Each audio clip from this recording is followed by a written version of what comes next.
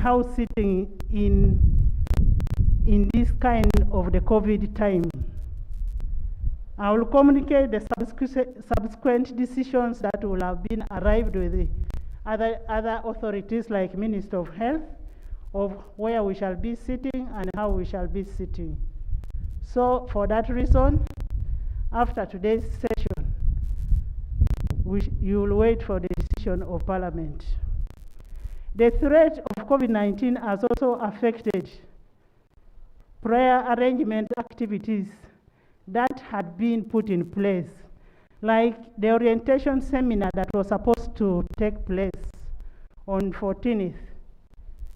That seminar, 14th to 16th, the orientation has been pushed ahead.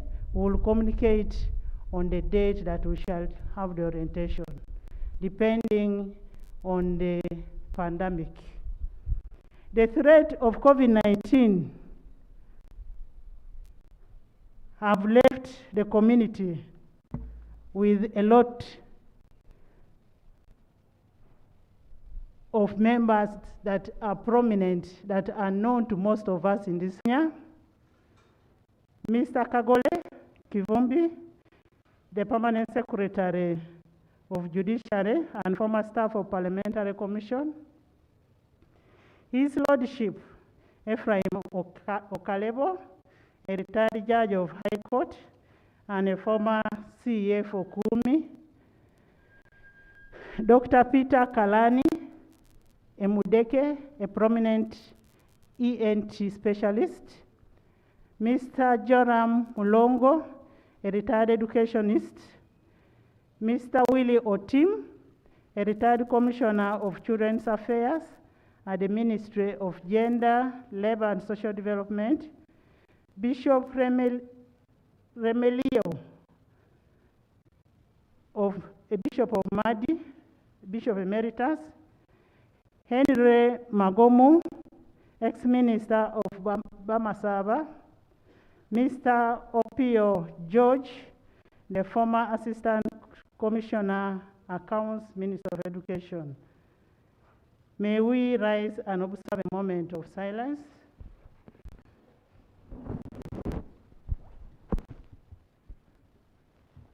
May their souls rest in eternal peace.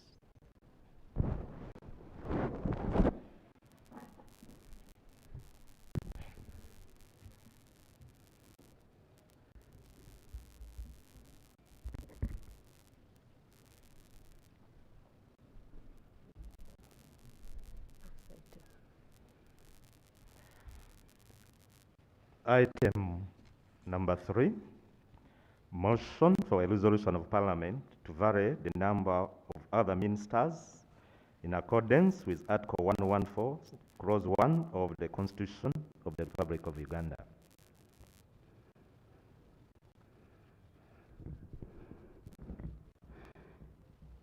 A motion for resolution of Parliament to vary the number of ministers.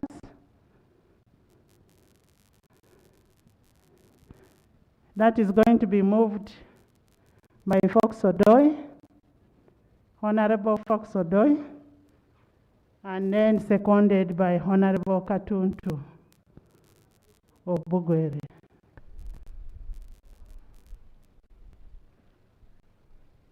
Thank you very much, Right Honorable Speaker. Right Honorable Speaker, I rise to move a motion for the resolution of Parliament to vary the total number of other ministers under Article 114.3 of the Constitution of the Republic of Uganda. This motion is moved under Rule 56 of the Rules of Procedure of Parliament. Right Honorable Speaker, this motion imposes a charge on the Consolidated Fund and can therefore only be moved on behalf of government. I rise to move this motion on behalf of government with the express permission of His Excellency the President. Whereas Article 111 of the Constitution of the Republic of Uganda provides that the cabinet shall consist of the president, the vice president, the prime minister, and such number of ministers as may appear to the president to be reasonably necessary for the efficient running of state.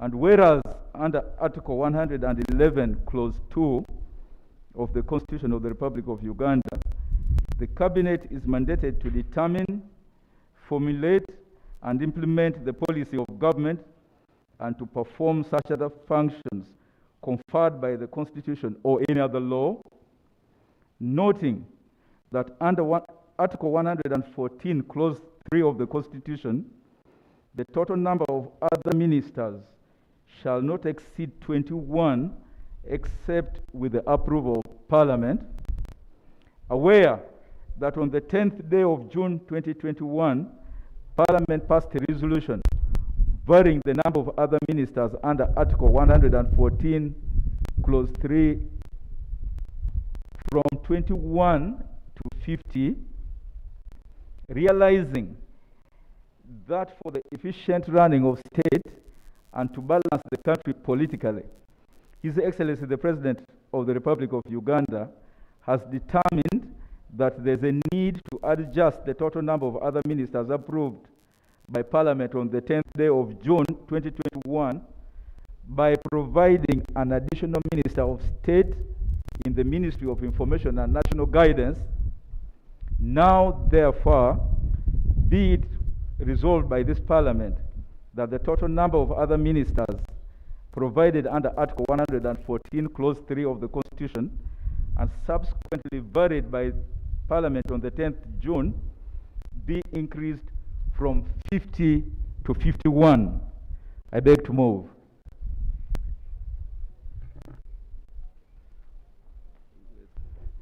Is the motion of Honorable Fox Odoi seconded? I can see it is seconded by Honorable Katuntu, Honorable Jamasfet, Honorable Chris Bariomusi. The whole House has seconded. Honorable Fox Odoi, can you speak to your motion? 8 minutes. Much obliged, Right Honorable Speaker.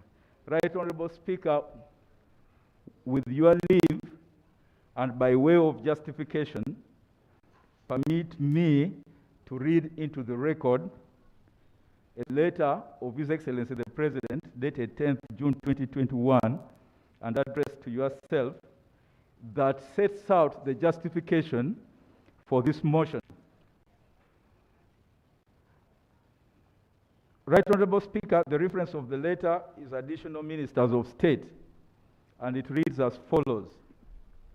Reference is made to the resolution of the NRM Parliamentary Caucus on the 7th day of June 2021, and reference to my speech of today during the budget reading. The number of cabinet ministers and other ministers, in brackets, Deputy Prime Minister and Ministers of State, is for two purposes. Purpose one is to provide effective political supervision over the huge government machinery. Since some time ago, the NRM reduced the number of government ministries from 38 to only 21, and now 25. These are East African Affairs, Education and Sports, Public Service, Energy and Mineral Development, Defense and Veteran Affairs, Foreign Affairs, Works and Transport, Gender, Labor and Social Development, Information, Communications Technology and National Guidance, Karamoja Affairs, Water and Environment, Agriculture, Animal Industry and Fisheries, Finance, Planning and Economic Development, Internal Affairs, Justice and Constitutional Affairs, Lands, Housing and Urban Development, Local Government, Tourism, Wildlife and Antiquities, Trade, Industry and Cooperatives, Water and Environment, Health, the Presidency, Security and Science, technology and innovation. Then there are ministries that are in the President's office and the office of the Prime Minister. These are security, presidency, and science, technology, and innovation. The total ministries are therefore 25, with a total of 25 permanent secretaries and accounting officers. We therefore reduce the number of ministries by putting together many departments. If, for instance, you take the Ministry of Gender, Labor, and Social Development, it has got a total of 6 departments. These are women, etc., youth and children, the disabled, the elderly, culture and cultural institutions, labor and industrial relations. These are sectors where it used to be a ministry in the past, e.g., the Ministry of Foreign Affairs. Those who are old enough remember Joyce Mpanga and Miriam Matembe. Ministry of Labor, Tekere Jalu. Ministry of Culture, C.B. Katiti in the 1960s, etc. Now all these huge sectors are serviced by one permanent secretary and one administrative structure, which in itself creates a great financial saving. That is why, therefore, at a minimum, we need one political overseer in the form of a Minister of State. Hence, the proposed 51 Ministers of State. I salute the Parliament for passing the resolution on 10th June 2021, agreeing to vary the number from 42 to 80. In order to improve efficiency and also to balance the country politically, I request Parliament to add one more Minister of State in the Ministry of Information and National Guidance for 2 purposes.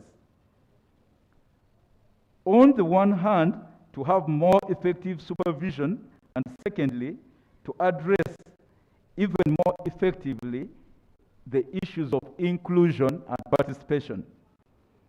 This is, therefore, to ask Parliament to use your powers under Article 114, Clause 1 and 3 of the Constitution of the Republic of Uganda to contribute in addressing this issue that is part of the national interest.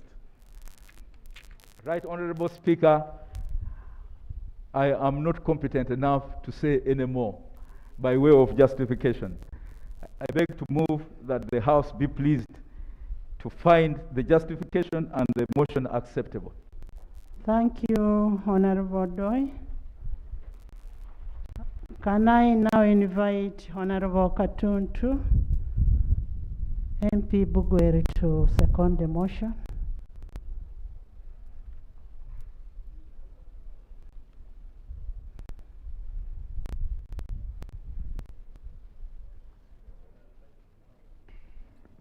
Thank you very much, Right Honourable Speaker. I stand to second the motion. Right Honourable Speaker, Honourable colleagues, I have been asked to second this motion, and my justification is to look at the national objectives and directive principles of state policy. During the budget speech, the President informed us that while designating ministers, he had missed out one sub-region, that's the region of Kasese. And when you look at the democratic principles under the political objectives of our national constitution, which comes just slightly after the preamble to the constitution, the constitution gives directives and guidance that the state shall be based on democratic principles which empower and encourage the active participation of all citizens at all levels in their own governance. All the people of Uganda shall have access to leadership positions at all levels, subject, of course, to the Constitution. But most importantly, Right Honourable Speaker, is Clause 2, Subclause 4 of the political objectives. And I read, the composition of government shall be broadly representative of the national character and social diversity of the country. When you look at the designated ministers and so on, the region of Kasese is missing. So, Right Honorable Speaker, when you look at all sub-regions, from Bugisu, they have representative in the cabinet, to Karamoja, to Kasese, to Central, to Busoga, to Bukedi, everywhere. But there is no representation from Kasese. And the Constitution is saying the composition of government shall be broadly representative of the national character and social diversity of the country. This is a constitutional demand. It is a constitutional guidance. And let me tell you, even when you look at political organizations in their own political setting, the Constitution demands that all political and civic associations aspiring to manage and direct public affairs shall conform to democratic principles in their organizations and practice, including political parties themselves. That's why, Right Honorable Speaker, you find that in all these political organizations, you have a president, then a vice president east, vice president south, vice president in charge of central. All regions to be part of the administration of the political organization. The political party I used to belong to actually didn't stop at even the presidency. It also went to chairpersons. There is a national chairperson, and all the regions do produce vice chairpersons. Plus the secretary general, they also have 2 secretary generals. So if you are going to reflect the national character and social diversity, there is no reason why one sub-region should be missing in its representation. I beg to second the motion.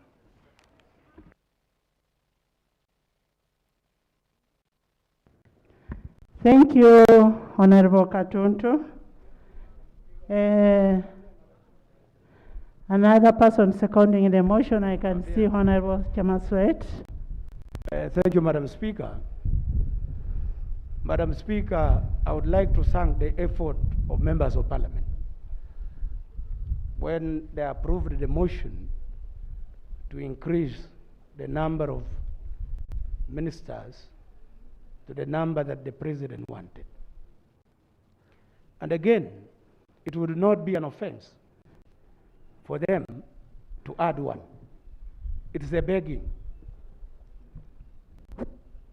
In fact, in 1962, we had 17 districts, which are now sub-regions of Uganda. Honorable, I'm giving you 3 minutes. Okay, thank you, Madam Remember, in the afternoon, we have appointments committee. Thank you, Madam Speaker. Now, in 1962, we had 17 districts of Uganda, and these are the sub-regions of Uganda. Now, of course, in the zoning of the country, the government looks at developing Uganda and transforming the nation through socio-economic transformation. And government says, let's add 1 sub-region in the Western Nile. Now we have 18 of them in terms of planning. Madam Speaker, in 2015, when we are approving the municipalities in the Republic of Uganda, we had Bugiri, we had Kapchorwa, we had Kotido, and we had the rest. My friend, Honorable Basali Rwa Asumani, is a beneficiary of the approvals that we did in Parliament in 2015. And of course, we came up with that in 2015. Order. Yes.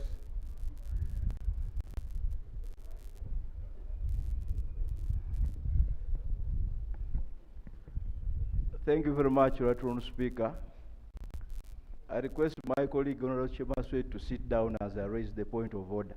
Right Honourable Speaker, is it in order for the Honourable Chemaswet, without even knowing my view on the motion, to begin anticipating that I am likely to be against the motion simply because I was a beneficiary of a process.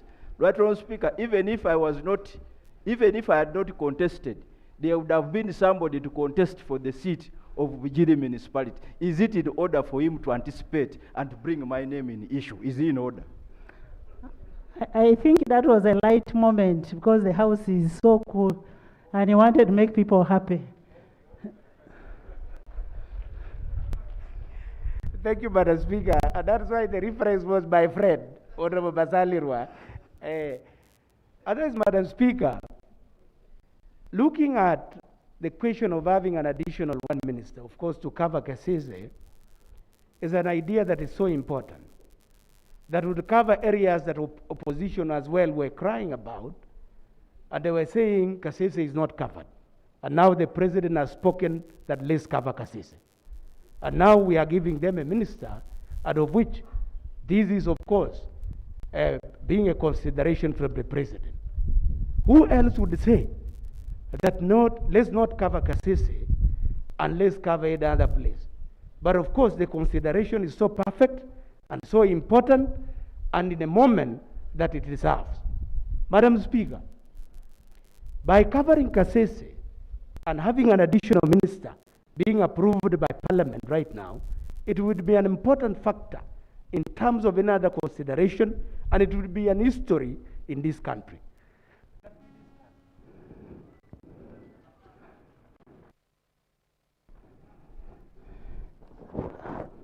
I want somebody from Kasese, Soweto. Honorable Soweto.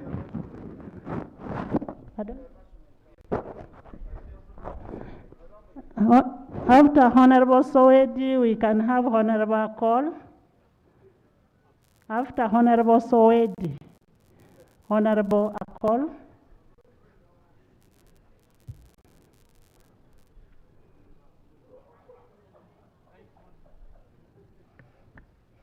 Right Honorable Speaker, Chitanywa Sowed is my name from Kasese. I am rising to support the motion of increasing the number of ministers as presented by my previous colleagues. Honorable members, the framers of the Constitution under Article 114(3) so that situations are not static. They therefore provided for extension of the number of ministers if Parliament so wishes. Madam Speaker, we are currently in the world where ICT is very, very important. And that if we are to have a productive society driven by information and technology, then we must have structures that are able to lead us in that direction. Proposing to have a state minister who is going to oversee this area is very, very, very important for us as a nation. But of course, like my colleagues have said, that if this is approved by Parliament, then Kasese takes a share. Madam Speaker, I want to say that this is a welcome idea. I am very sure all my colleagues that are here, none of them would refuse a piece of meat if it is to be put in their plate. I want to welcome this. I want to welcome this, Madam Speaker, and beg my colleagues in the House to support this motion. I beg to move.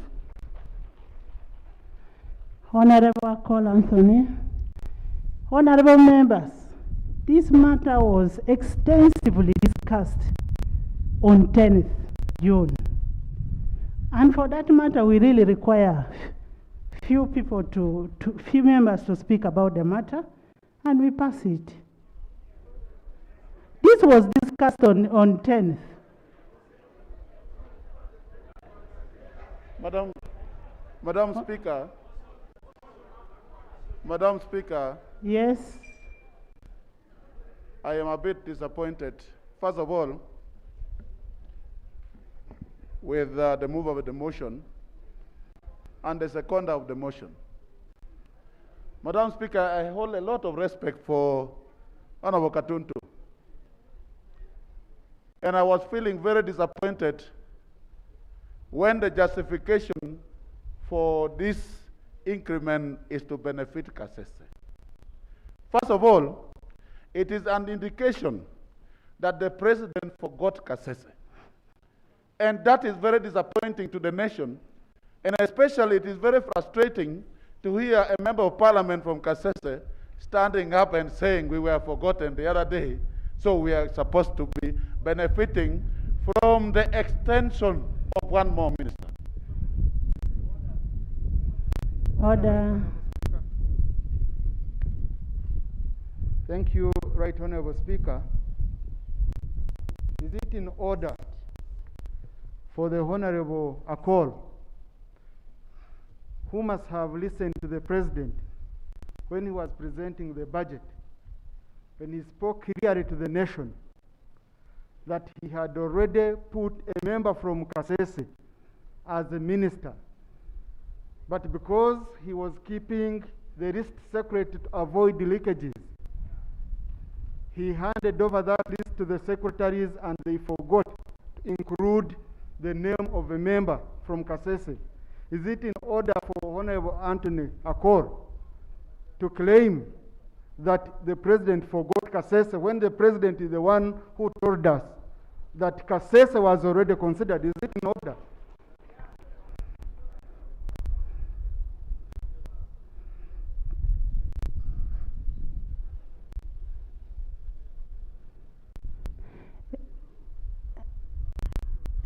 The message of the president that day was very clear, and whoever had it, had it. So I don't think it's very good to say that they forgot Kasese. Kasese is part of Uganda, and it can't be forgotten.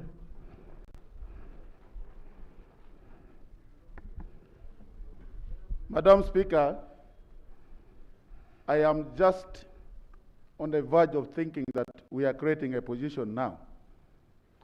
And I am not sure if you appoint for a position which is not created, and it tells us the way we are doing the rubber stamping in this parliament. Madam Speaker, I am one of the person who believe in balanced leadership in this country and for all the regions to benefit in this leadership in the country. But Madam Speaker, it is unfortunate at this point that we are setting a precedent that a region should get a minister on extension. And I want to put it very clear on record that we have regions, different regions in Uganda that benefited differently. There are areas that got 9 ministers, there are areas that got 8, others got 5, others got 2, others got 3. If the president wants to vary leadership in this country, we don't need to increase the number of ministers in this house for Kasese to benefit. What we needed was simple to balance the areas that have 8 ministers with 1 going to Kasese. So when we are anticipating here, and when we are extending the number of ministers, we should not use justification of Kasese. We should not use Kasese as a justification. We are legislating for the country. And that position we are creating, you mean to tell us it's going to remain for Kasese? Every time there is appointment, that position will remain for Kasese? That is a question we need to put into our heads.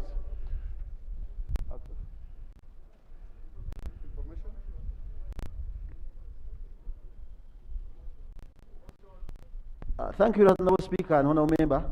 Honorable Speaker, I congratulate you for attaining that office. The information I want to give is that, Honorable Member Akol, is that it is very funny to find the members of Kasese in this house fighting for a minister other than fighting for their king or Musinga, who is under incarceration, not going back to his kingdom. And the one who shot this minister, the king, with these people, is a member of parliament here, General Reru. Honorable So, Honorable Speaker, the information I would give is that these members of Kasese, before thinking about the minister, should talk about the Musinga who is under incarceration, who is not going to serve them. Honorable Seungu. Honorable Seungu, we are looking at Article 111 of the Constitution. We are not talking about the kingdom for today. We will discuss the issues of the kingdom another day. So for today, let's look at an addition of a minister, irrespective of where he's going, whether he's going to Kasese, going to Karamoja, or where. So, Madam Speaker, I would advise at this point that the members of Parliament of the 11th Parliament that I trust, and I have respect with them, and I know how they started this house, and they want to do business differently, that it is important at this point that we should not increase the number of ministers now as a way of doing business in the country. Because the other day I said, and I want to repeat today, it is not the number of ministers that will translate into performance. And there is no any evidence given in this house that when the ministers were 21, this was their performance. When the number was increased to this number, they performed better. Therefore, that would be increasing the number of ministers.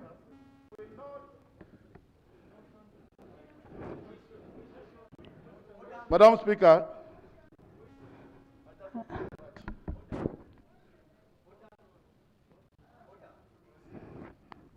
Order.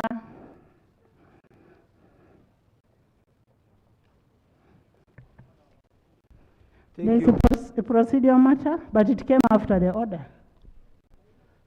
Thank you very much, Right Honourable Speaker. Right Honourable Speaker, I raise on a matter of procedure embedded in order because of the way we seem to have been moving. Right Honourable Speaker and members, I'm rising on a matter of our rules of procedure. I'm rising on Rule 222, which provide reconsideration a decision of the House. And it reads, it is out of order to attempt to reconsider a specific question upon which the House has come to a conclusion during the current session. Right Honourable Speaker and members, just during this very session, on the 10th, this 11th Parliament unanimously resolved on the question of variation of ministers. And indeed, it wasn't on the basis of an addition of one person for the disability, for the elderly, but it was varying under Article 113 and 114 just yesterday. And today, we are reconsidering the same motion over which a resolution was passed. Honorable Sech Kubo, this is not reconsidering a motion. This is a new motion. It's a new motion. So can we have... Right Honourable Speaker. Can we have... Right Honourable Speaker. Most obliged, Right Honourable Speaker. Right Honourable Speaker. This is a matter where this indulgence of the House was sought. And indeed it was granted. And Right Honourable Speaker, considering the basis of this under the democratic principles of the national objectives, directive principles of state policy, I stand to be corrected. But this is the very motion that we moved last time. And another district shall come up. I have said this is a new motion. It is not reconsidering the old motion. Can you take up your seat? Honorable Pendi. Motion. Thank you, Right Honourable Procedure Speaker. from Honourable Nathan. Thank you very much, Madam Speaker. First of all, I want to also congratulate you for ascending to such a high office.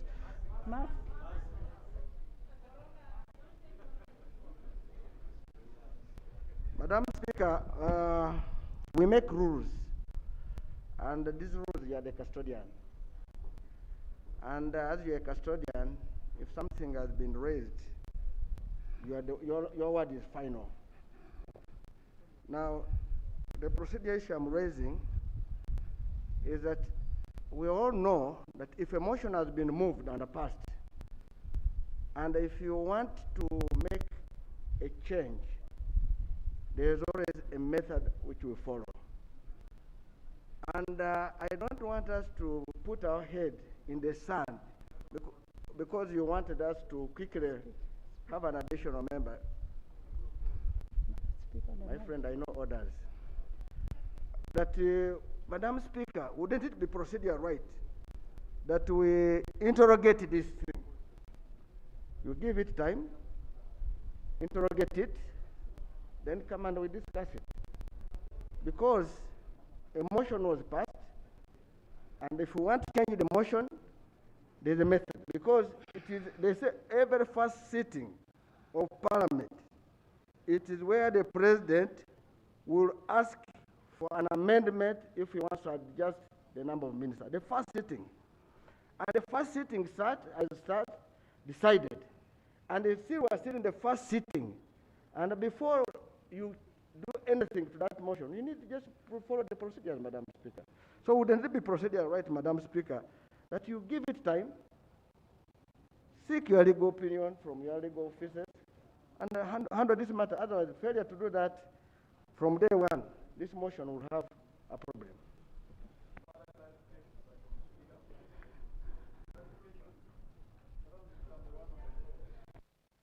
Honourable call is on the floor. Then procedure. Okay, procedure. Honourable Betty Amongi. Thank you, Right Honourable Speaker. Right Honourable Speaker, I take note of the issues raised by Honourable Nandala and my colleagues.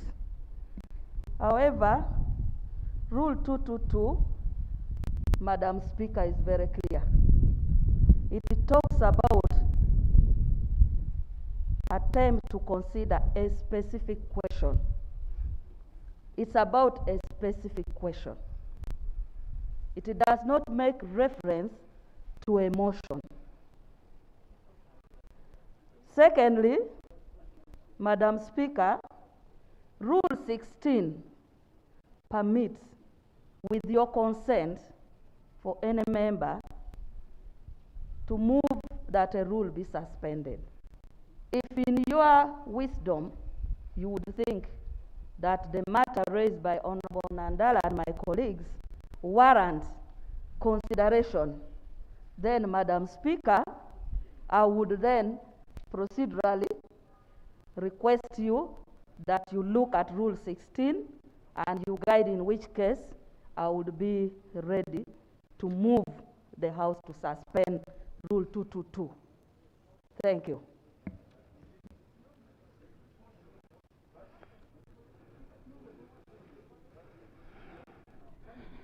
Can we have Honourable call finish? Madam Speaker, thank you very much. Madam Speaker, that's why we like Honourable Betty Amongi. She knows the problem. That's why she's moving to suspend the rules. Now, Madam Speaker. By the way, we are not suspending a rule because this is a new motion. It is not making an adjustment on the existing one. So that is out. We are not doing it. No, Madam Speaker, this is a constitutional matter. The President, of course, it is clearly mandated to ask for more ministers, and the Parliament will do it in the first sitting. And we are saying the first sitting was done. Madam Speaker, wouldn't it be procedure right for you? We interrogate the system further, because what Honourable Among us better raised, that is one of the ways to get out of this problem. By suspending our rules, And if we start suspending rules from day one, then every day we want something, we get a problem, we shall run to suspend. Madam Speaker, I want to beg your indulgence that we have a lot of business on the order paper, that we stay this one. If we discover that we can adjust every now and then, some of us would also move that we should have ministers for tribals. So I would propose that we stay this, we go to the next item, and we interrogate it further, Madam Speaker.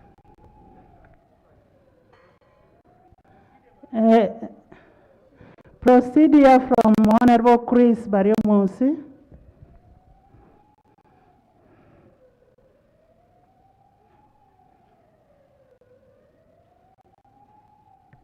Thank you very much, Right Honorable Speaker and honorable members. I move on a point of procedure. This matter has been raised regarding Rule 222, reconsidering a decision of the House.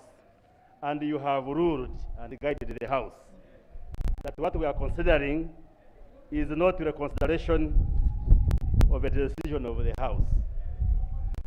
Is it procedurally correct for members to keep challenging your ruling when the rules properly guide that once the Speaker has guided, there is another formal way? Yes. Members. There is another formal way of challenging the guidance and ruling of the Speaker. So is it procedurally correct for Honorable Sechikubo to remain anxious Members. when you have properly guided the House? Members, I have made a ruling on this issue that this is not a reconsideration of the previous motion. This is a new motion. If you want, if you are not in for the motion, vote against it. Vote against it. But this is a new motion. Honorable Akol, can you continue? After Honorable Akol, we shall have Honorable Pendi. Madam Speaker, you really will realize that the matter is very contentious for the nation. And in my conclusion, I want to put it very clear that it should be on record that if we are going to vary the number of ministers in the country to 81 from the original 80 that we met the other day, we should not put it on record that we are doing it for Kasese. And it should not be mentioned that for every time a region is left behind, you create another ministry. And therefore, it is important at this point that there is no need to increase the number of ministries, but the most important thing is that we have regions with more ministers. You just need to balance the board to make sure that the country benefits equally, other than deciding on Kasese at the last moment when they are left behind. Thank you very much. Thank you. And when you look at the motion, you don't see Kasese written anywhere. Honorable Pendi. Thank you very much, Right Honorable Speaker. Right Honorable Speaker, allow me to congratulate you upon your election as Deputy Speaker of this House. And in the same spirit, allow me to congratulate all those who have been named as Vice President, Prime Minister, and Ministers designate. Right Honorable Speaker, the motion that was moved this morning by my brother Honorable Odoi Oyuelo does not mention Kasese anywhere. And just like you have said, it would be dangerous for us to sit here and start attaching this particular motion and creation of this additional ministerial position to a particular district. Otherwise, there are other districts that don't have ministers. And if you start talking about Kasese, then all the other districts will come and demand. And that is not good. So, Right Honorable Speaker, aware that appointing ministers is a prerogative of His Excellency the President, but also aware that it is Parliament's responsibility in the event that His Excellency wants to appoint more than what is provided for in the Constitution, it's this Parliament to make the approval. But, Right Honourable Speaker, we have discussed about rationalizing government agencies. I hope at an opportune time we shall also look at this matter once we are done with the rationalization. Having said that, Right Honourable Speaker, the motion was moved, the motion was seconded, debate has ensued. I don't think we should waste any more time. I therefore want to move a motion that we close debate and the question be put.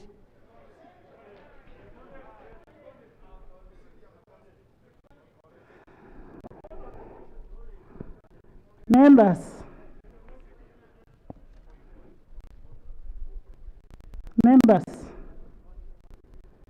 this motion was debated upon, and we have also agreed,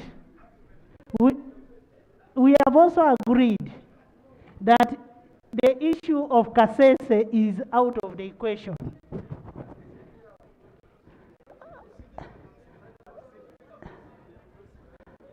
Procedure from Honorable Basalirwa.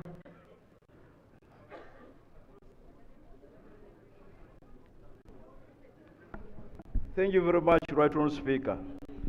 Right Honourable Speaker, we are finding ourselves in a very big dilemma as a House. You have just stated that this motion was moved and debated upon. But at the same time, Right Honourable Speaker, you did mention that this is a new motion. So, for purposes of guidance, Right Honourable Speaker, if it is a new motion, then whatever transpired in Kololo does not arise. If it is a new motion, it means it must be opened up for discussion. Right Honourable Speaker, since you seem to be Order. Let him finish on the procedural matter, then you bring. Right Honourable Speaker, I am on a procedural issue. Right Honourable Speaker, the procedural guidance I seek from you is how we are treating this motion. Is it a new motion, in which case it would be subject to debate, or it is an old motion and this can only be treated as a continuation? And Right Honourable Speaker, either way, if it is a new motion, then Rule 62 should have been followed, withdrawal of motions. The motion in Kololo should have been withdrawn. And then a new motion is brought and it is subjected to debate. If it is an old motion and it is a continuation and we are talking about reconsideration, then Rule 222, Sub-Rule 2 should come into play. So, Right Honourable Speaker, we need to procedural guidance on this matter. How are we treating this motion? Is it a new motion? In which case, what happens to the previous motion in Kololo? Was it withdrawn? If so, was the withdrawal in accordance to Rule 62? And if it is a reconsideration, are we following Rule 222, especially with regard to notices? That's the guidance, Right Honourable Speaker, we seek from you. Madam Speaker. Honourable, a procedure from... Madam Speaker, the motion in Kororo was very specific. The motion in Kororo was moving the number of ministers, other ministers, to 50, and it was closed. The moment you bring in numbers, you're specific, you have closed it. Now, this motion is saying we move to 51. So it's a new motion. You can't tell me, because I had talked to 50 previous time, now when I want 51, I must go back to 50. To say either I withdraw the other motion, Madam Speaker, or I have to go and amend the other one. This is a new motion, very specific, and Madam Speaker would plead that you treat it that way. And Madam Speaker, we have a motion on floor. Are we moving right when there is a motion on floor to continue bringing in other issues? I thank you. Yes, we have the motion on the floor. Can we proceed with the motion which is on the floor?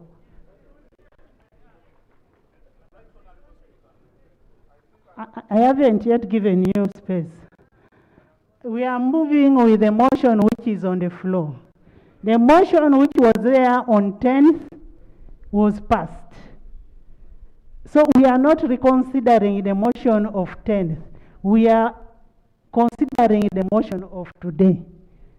Speaker. Madam Speaker.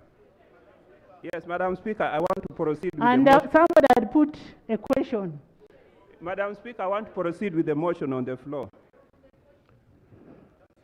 There was a motion on the floor which was not resolved. I am putting the question to the motion which is on the floor on the variation of numbers from 50 to 51. Those who are in favor say, and those in contrary, Procedure, Madam Speaker. Madam Speaker, the ayes have it. Procedure, Madam Speaker, procedure.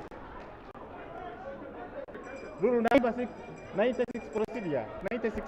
The ayes have it. 96, Madam Speaker, procedure. Can we go to the next item? Procedure number Item 96. number 4. Procedure 96. Item Next 4. item. Item 4, motion seeking parliamentary approval of the appointment of the Vice President in accordance with Article 108, Clause 2 of the Constitution of the Republic of Uganda. Honorable Taibwa Thomas is the mover of the motion. Thank you, Right Honorable Speaker. Right Honorable Speaker, before I move the motion, allow me to congratulate you upon your election as the Deputy Speaker of Parliament. I pledge to you support from our colleagues whom I've spoken to, and we are very sure the business of this House will move very well. Right Honorable Speaker, I stand to move a motion under Rule 56 of our Rules of Procedure for a resolution of Parliament approving the appointment of Honorable Jessica Arupo Rose Eperu, Major Retired, as Vice President of the Republic of Uganda. Whereas Article 108, Clause 1 of the Constitution of the Republic of Uganda provides that there shall be a Vice President of Uganda appointed by the President with the approval of Parliament by a simple majority. And whereas under Article 108, Clause 3 of the Constitution of the Republic of Uganda, the Vice President shall deputize the President as and when need arises and perform such other functions as may be assigned to him or her by the President or as may be conferred on him or her by the Constitution. Aware that His Excellency the President of the Republic of Uganda has in exercise of the powers conferred upon him by Article 108 of the Constitution appointed the Honorable Jessica Arupo Rose Epelu, Major Retired, as the Vice President of the Republic of Uganda, noting that this appointment is subject to parliamentary approval as mandated by Clause 2 of Article 108 of the Constitution of the Republic of Uganda. Now therefore be it resolved that Parliament, in accordance with Article 108, Clause 2 of the Constitution of the Republic of Uganda, approves the appointment of the Honorable Jessica Arupo Rose Epelu, Major Retired, as Vice President of the Republic of Uganda. I beg to move. Is the motion seconded? It's seconded by Honorable Rebecca Bulinde, Honorable Rone Temaswet, Santa Loom, seconded by the whole House. Thank you.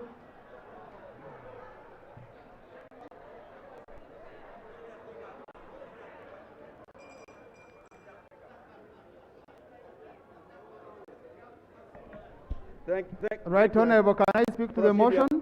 Procedure. There is a procedure matter here. Thank you, Right Honorable Speaker, and congratulations, Honorable Deputy Speaker. Right Honorable Speaker, could the mover of this motion proceed very well by pronouncing the name of the Vice President nominee correctly? Because it's mispronouncing the names of the nominee. Could you please read as written? Honorable. So that he proceeds very well. Otherwise, we are going to have a different name. It's not a pale. A pale is called a pale. Honorable Alupo Jessica Rose Epel. Thank you, Right Honorable. And I hope if I gave Honorable Okupe a chance to pronounce the name of my son Rwanda Mayonza, he would get a retake. But the Honorable Jessica Please speak Arupo to your motion. Epel. 8 minutes. Thank you. Right Honorable Speaker and Honorable members, the President of the Republic of Uganda is empowered by the Constitution to nominate individuals to the executive branch of government with the approval of Parliament. In the exercise of the powers conferred upon him by the Constitution, the President has nominated our colleague, the Honorable Jessica Arupo Epel, to the position of Vice President of Uganda. He has demonstrated rare acumen and care in all these selections, and the number of times he has been re-elected is an acknowledgement by the people of Uganda of his choices and methods of work. These appointments, Right Honorable Speaker and Honorable colleagues, have been rotational in nature, and this particular time, he has nominated the Honorable Arupo for the appointment of Vice President. It should be noted by this August House, Right Honorable Speaker, that President Museveni was the first, almost the first president in the whole world, but to be specific, in Africa, to recognize the special abilities of women when in 1994 he appointed His Excellency Dr. Wandera Kazibwe as the first female Vice President of the Republic of Uganda. You may wish to note also, Right Honorable Speaker and Honorable colleagues, that for all democracies like the US, it had to take over 200 years to realize that potential that women possess. Right Honorable Speaker, with these introductory remarks, I wish to present to you the Honorable Retired Major Alupo Jessica, a very vibrant and distinguished citizen of this country. Honorable Jessica Arupo is a district woman member of parliament representing the people of Katakwi. She was born on the 23rd of May, 1974, in the present-day Katakwi district. She is a Ugandan politician, educator, and former military officer. The Honorable Jessica Arupo, retired major, attended Kangole Girls' School, where she obtained her O-level certificate of education, and thereon went to Ngora High School, from where she attained her A-level certificate of education. She then joined Makerere University for a bachelor's degree in political science and religious studies. Honorable Arupo holds a postgraduate diploma in public administration and management and a master's degree in management studies from the UMI, Uganda Management Institute. She also holds a master's degree in international relations and diplomatic studies from Makerere University. Honorable Arupo, in 2015, was awarded an honorary doctorate in science by Shenyang University in China, the first Ugandan to have it. Right Honorable Speaker and members, Honorable Arupo is a retired Army officer. She completed her officer cadet course in Jinja in 1999 and attended the counterintelligence course and technical surveillance in 2001. Honorable Arupo has been very active in leadership. Throughout all her school life, she was a leader. She took up leadership as a deputy head girl, both at Upton Primary School and Kwangole Girls Secondary School, and also served as vice chairperson, Uganda National Students Association at Ngora High School.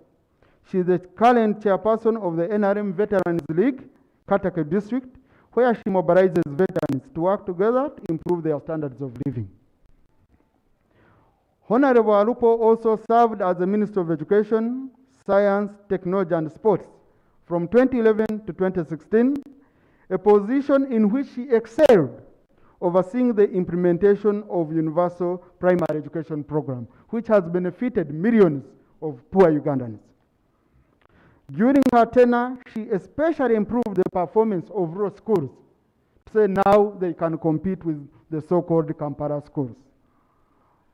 As the Minister of State for Youth and Children Affairs from 2009 to 2011, Honorable Arupo organized the youth to start self-help projects and skilled them in different fields. She was instrumental in advocating for the rights of children in the whole country and getting children off the streets back to school.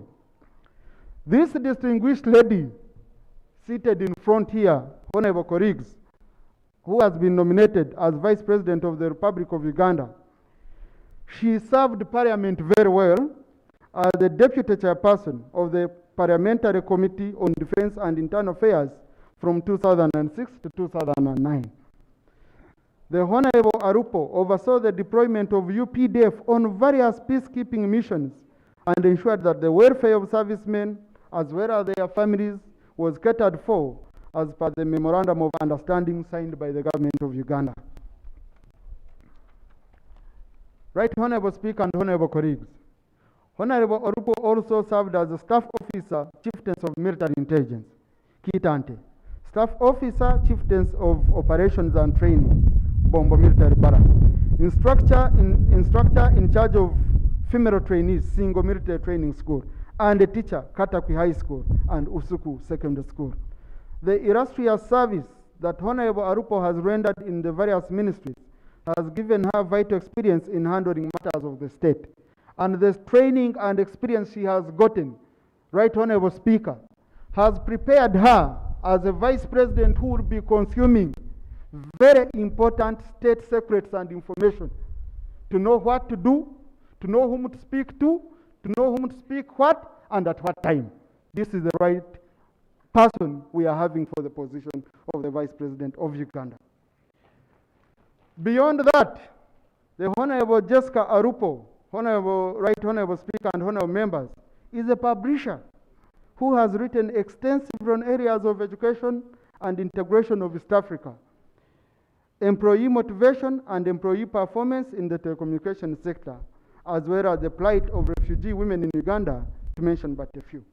Throughout her career, Honorable Arupo has been a peacemaker, a very good negotiator, patriotic and focused.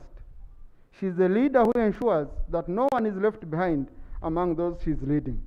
She is a self-driven individual, results-oriented and output-focused, who prioritizes and allocates more time to performance of her duties and attainment of the key results.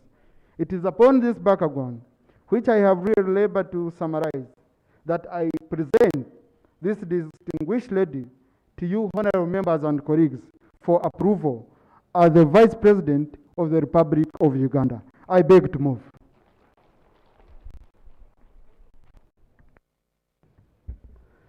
Thank you, Honorable Taiva. Can I now invite Honorable Bakabulindi, Workers' representative, to second the motion? You have 5 minutes.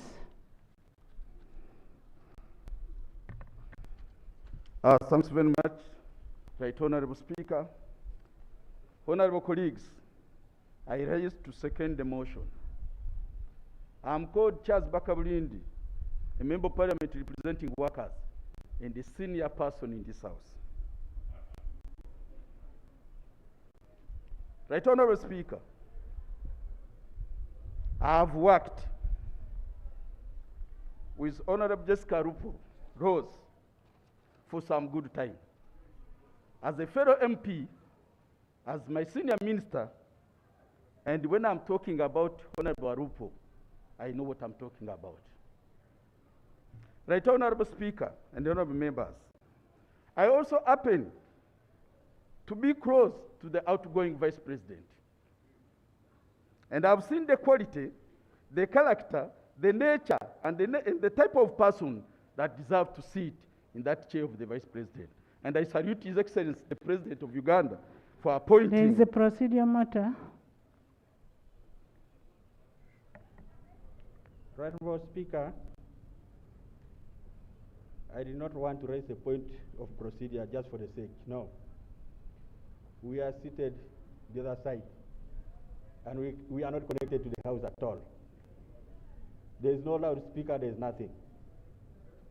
Is it procedurally right for the House to continue the peace while leaving the other section? Kila, can you take care of the smaller tent? Thank you. And the people in the small tent, if you want to speak, you come this side.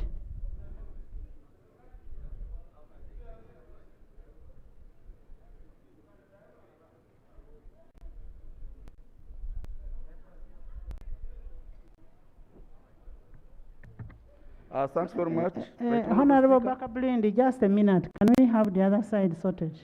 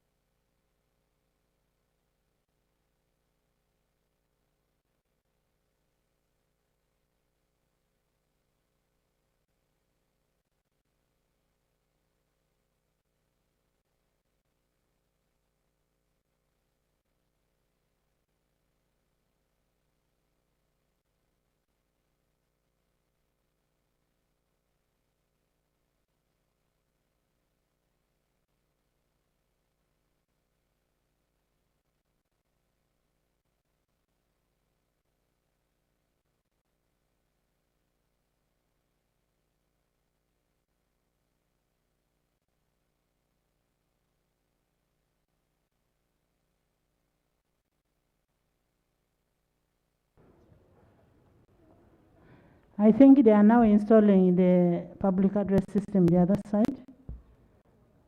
You can continue. Thanks very much, Right Honorable Speaker and the honorable members.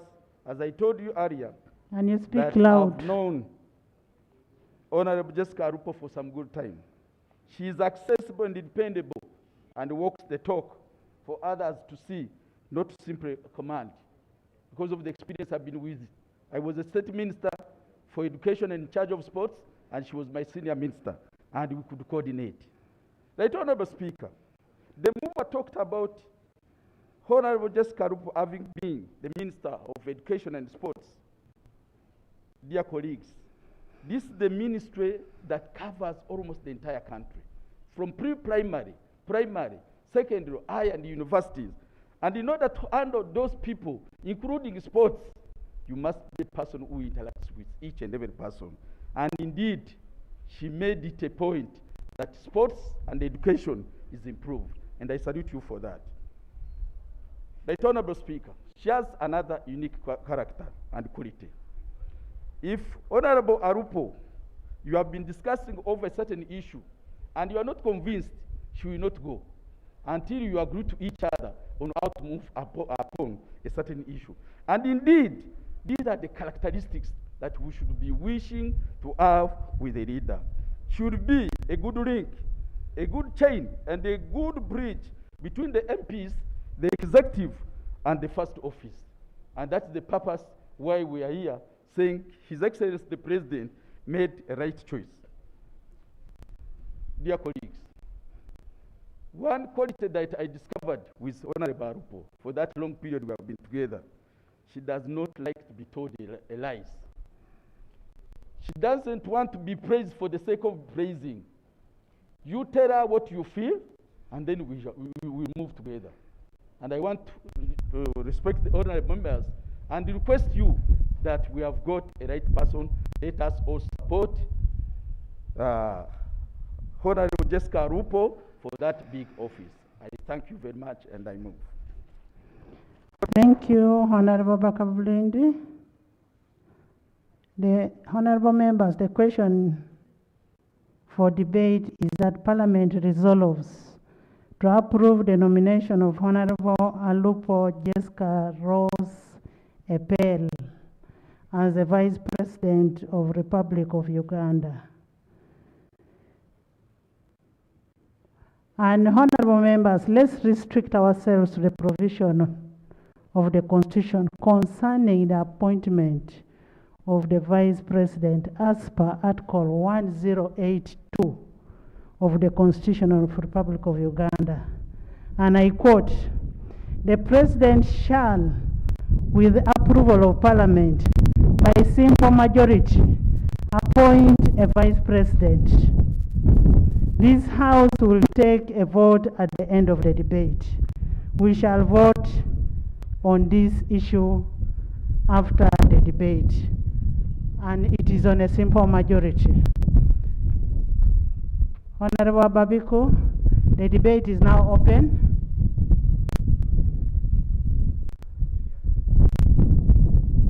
Honorable, there is a procedure from Dr. Batua. Dr. Okot Bitek. Honorable Okot Bitek.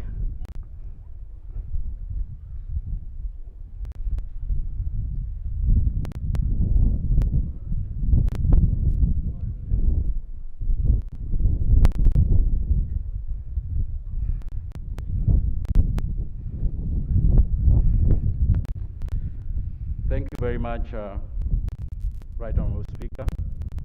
I must congratulate you for having been elected to the office. The procedural matter that I am raising, is it procedurally right, Right Honourable Speaker, for the movers of the motion and the seconders of the motion to have a plethora of talks about the motion without substantiating it with any evidence? We've heard about the qualifications that were brought forward, but I'm sure that no member in this House has received a curriculum vitae of these alleged qualifications. The chairperson of this House has got all those qualifications. Taking into account, Right Honourable Speaker, that this is a whole House approval that needed such within our disposition. Honorable Court, as the chair of the House, I have all the qualifications. That's why we're able to bring this motion on the floor. Most and I represent you in that. Just Madam Speaker, also for clarification, as a matter of courtesy, Madam Speaker, also as a matter of courtesy, however late, I gave the CVs of the Prime Minister designate and the Vice President designate to the Leader of Opposition in Parliament. Thank you. The Leader of Opposition. Right Honourable Speaker, I kept silence and I kept my peace because I thought, without having to really belittle the quality of my dear colleagues so nominated, the Honourable Whip designate is not really being courteous to me because less than 10 minutes ago he presented to me a file, probably assuming redundance on my part, sneaking a document on my table, but I thought I should hold my peace because this House is competent enough to listen and process this particular appointment. And I think the Honourable Member, the Honourable Bitek, had a point. Probably members kept their peace because they thought we could process this, but this should not be the manner in which we are going to conduct House business. And the whip and the House take shape, there should be a lesson that this is going to be the manner in which we do business, that people come around and they throw around documents, and they expect members to simply nod in approval. That cannot be our method of work. Right, Honourable Speaker? The government side coming to this House must be prepared We almost had a problem on the first motion because I believe the mover of the previous motion was Shabe, and again moved Shabire on this motion. And I expect that side to take shape and move with us with respect. Otherwise, you'll be, please, if you're going to come to this house, Shabire like that, be ready for shocks. So, Right Honourable Speaker, it's a kind invitation to the right side to put your house in immediate order to work with us. Otherwise, the honourable member had a legitimate point, and we are keeping our peace to really see how sharp you are at the moment and how much time you need to put your house in order. We are prepared, Right Honourable Speaker. Honourable Taibwa, next time you need to give all the whips of opposition the documents in time.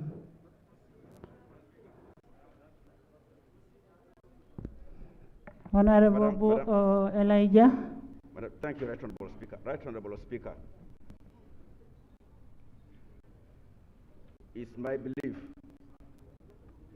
following what you have stated, that you have a copy, that the Vice President nominee did submit this document to the clerk. It's the responsibility of the clerk's office to ensure that all members of Parliament get CVs of the Vice President-elect, the Vice President nominee, the Prime Minister's nominee, to all the members. We had expected, like we have always seen, the last 21 years I've been here, that they would be distributed in the pigeon holes. Right Honourable Speaker, it's not your fault. It's not the government side's fault. Failure, it is the failure of the system in our institution, which must be corrected. And I don't want anyone to go with any doubt that my sister, the Honourable Jessica Lupo, does not have any qualifications or she's equivalent. I can categorically state that I studied with her. But that notwithstanding, Right Honourable Speaker, can you instruct the clerk to avail some copies to the members as we proceed with the debate? Thank you.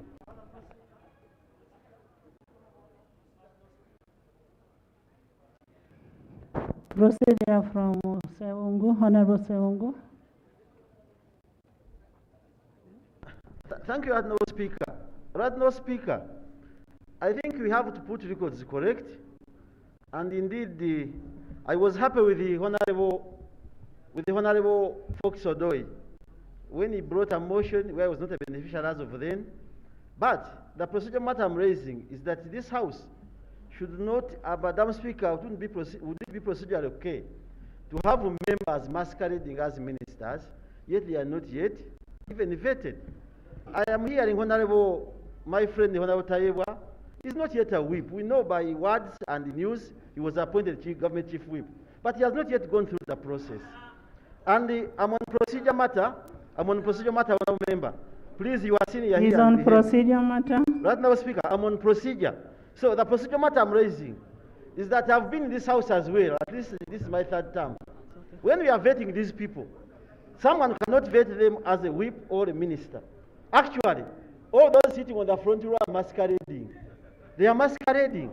They are not yet ministers. There's no prime minister. They are benchers like Honourable Sewungu, we are not debating on ministers. So the debate is not on ministers. Please, I'm on the floor. So would it be procedure, no Speaker, that we have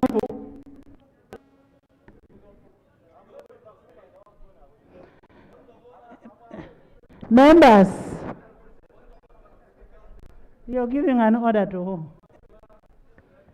Right Honourable Speaker, members of Parliament are here on the invitation of the clerk to attend this sitting. Every person is playing his or her role as a member of Parliament. Is it in order, therefore, for Honourable Sewungu, who stood up purporting to raise on a point of procedure, and is blatantly belittling members that they are masquerading? Are you chairing a house of masqueraders? Is he therefore in order, Madam Speaker? I am chairing a house of members of Parliament. There is no minister in this house. We are all about to approve the Vice President and the Prime Minister. Right Honorable Speaker. And I am speaking. And honorable members, I want us to be considerate of COVID-19. And when somebody gives you a paper, COVID-19 does not only pass through other ways, but even through the mere papers that you're given. Me, what I would implore the Secretariat to do, the clerk to do, is to upload these documents on the iPads. Now, not all members have iPads. So what you can do, send those documents on all the members' WhatsApps. Let's not accept the papers, even the other papers. We should not accept the COVID is more in this parliament than anywhere. Madam Speaker, as I conclude, I want to put it on record. One of the masqueraders I can assume is Honorable Frank Atmuevas.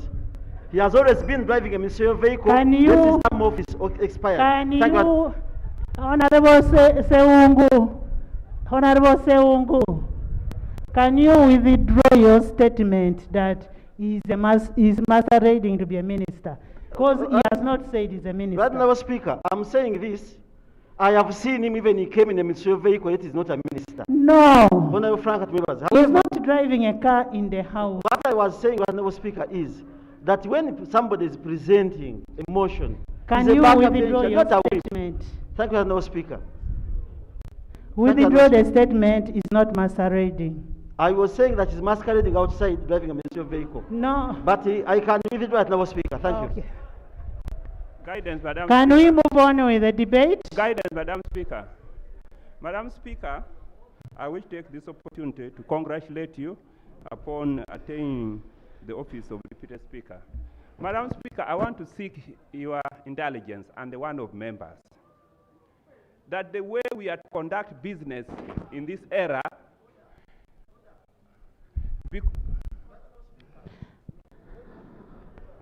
Madam Speaker, the honourable member on the floor is an FDC member who is an opposition member.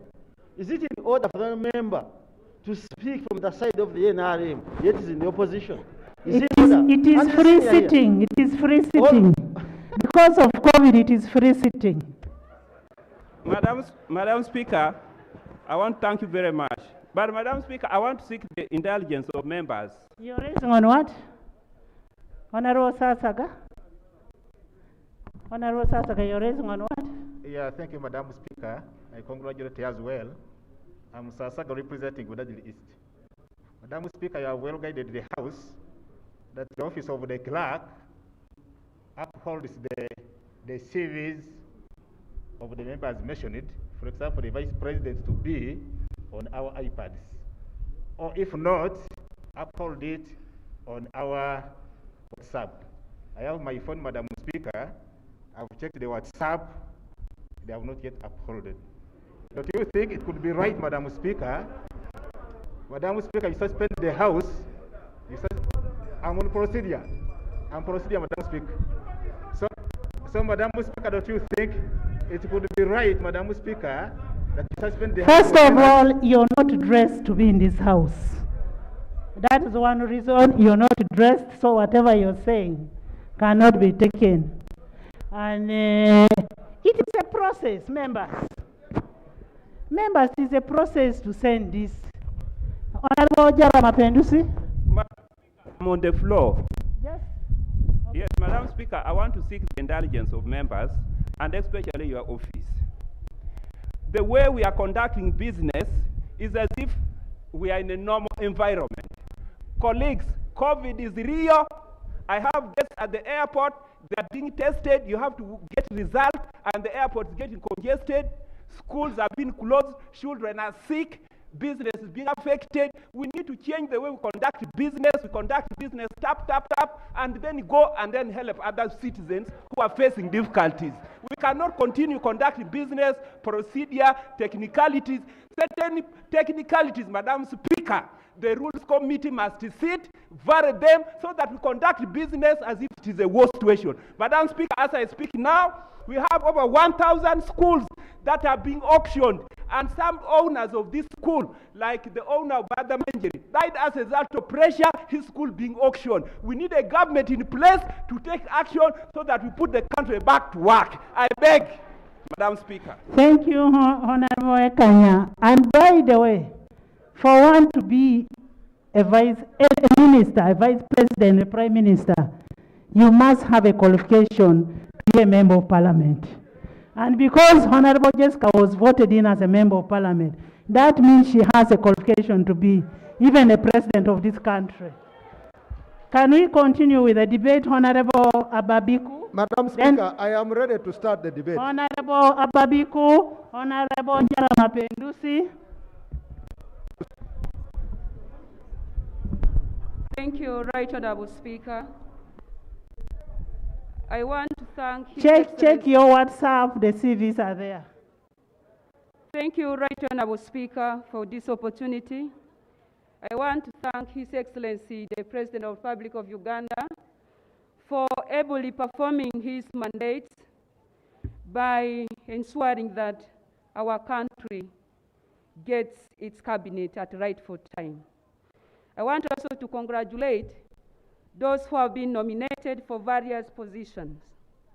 Right Honorable Speaker and colleagues, I support this motion because, first of all, the person appointed is a person that I know to the best of my knowledge. I have trust and confidence over the person who is supposed to be our Vice President of this country. Right Honorable Speaker and colleagues, I know our colleague as a very dedicated, humble, committed, and a more focused person. I want to thank God for giving us our humble leader.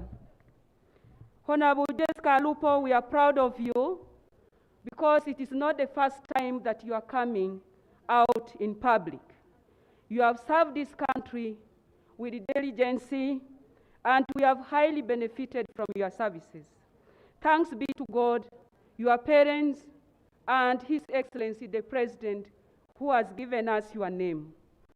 Therefore, with your performance record, I highly support this motion. Right Honorable Speaker and colleagues, as I stand here, I have never heard of a written petition against Honorable Jessica Alupo. She has worked with us at various levels. She started as a humble teacher. She joined the military. She became a member of parliament, a humble farmer in the rural district. She inspired many people in this country. She became a minister, served us diligently, and therefore the footmarks can be read by any person. Right Honorable Speaker and colleagues, ICT has come to help us to Google and we get more details. Even before we receive information on our iPads and on our phones, any person can take that initiative. She has a very rich CV. Honorable Jessica, thank you. Can we have Honorable Pendusi, then Honorable Chivumbi?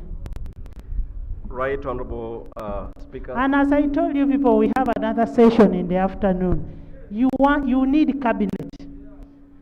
Honorable.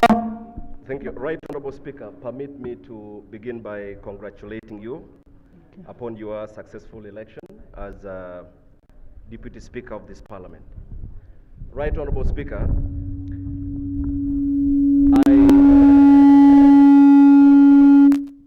Right Honorable Speaker, I have no doubt in the capabilities of Honorable Jessica Alupo.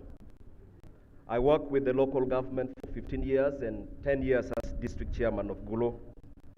And the time Honorable Jessica was Minister for Education, we got to realize that she was more of a field lady, very committed, traversing the entire country, and we saw the level of commitment and determination to make a difference.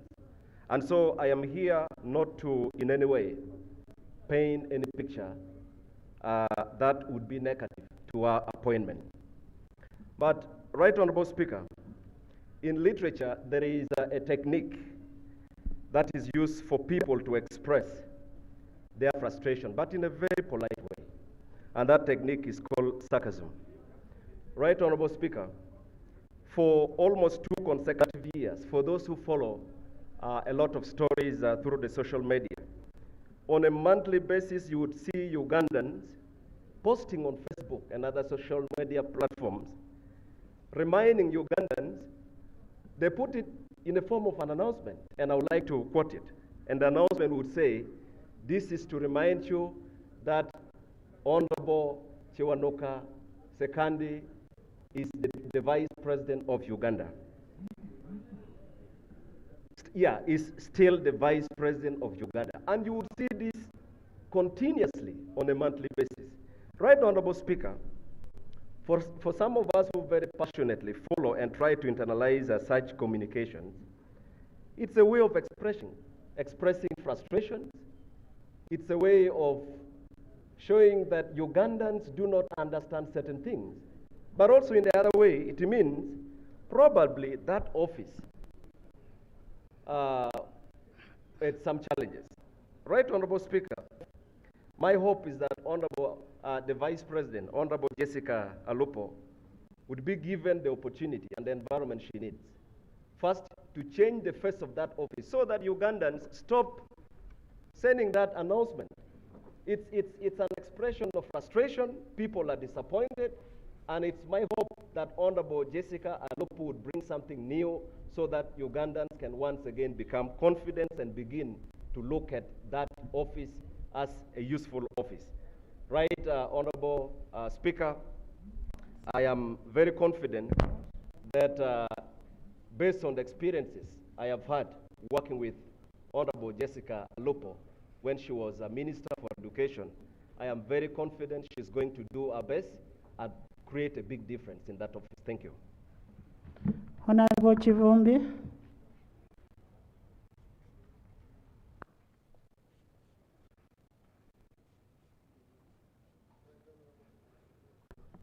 Right Honorable Speaker, I also congratulate you for having been elected to this office. Right Honorable Speaker, I'd like to pick it from where Honorable Ekanya left it. These are terrible times we are in. And for us to sit here and engage in our usual long debate, to which material substance will not change the subject matter, would be, because I can predict the manner we decided on the first motion is the manner we will decide on this one. And there will not be any big substance, no matter how long we spend here. So may I beg your indulgence, because we are in a COVID situation, you put the question, and I beg to move. I move a motion that you put the question, because we are in a COVID manner. The only motion we shall beg you to, because it's the vice president of is the vice of the president. If a president once allows a vice president, it is his own discourse. But we are going to have a big question on the debate of the Prime Minister, because the Prime Minister is going to be the leader of government business. So I move a motion, we put a debate, and you go to a motion to approve the Prime Minister. I beg to move. Honorable members, is the motion seconded? Madam Right Honorable Speaker, I stand to second the motion. Honorable members, I wish to put a question that Honorable Jessica Rose Epel, a woman representative of Katakwi District, be approved as a Vice President of the Republic of Uganda.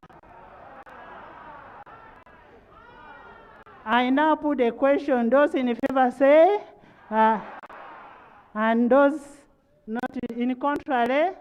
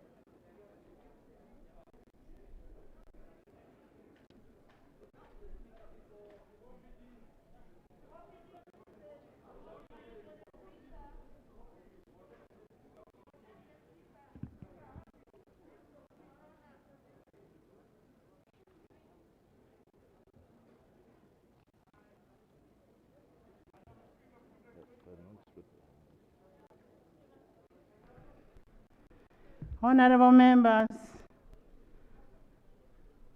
as per the motion that was moved by Honorable Taiwo Thomas and seconded by Honorable Bakabulindi, in respect to the appointment of the Vice President, Honorable Lupo is now the Vice President of the Republic of Uganda. Congratulations to His Excellency, the Vice President. May I now invite you to make an acceptance speech as the Vice President of the Republic of Uganda.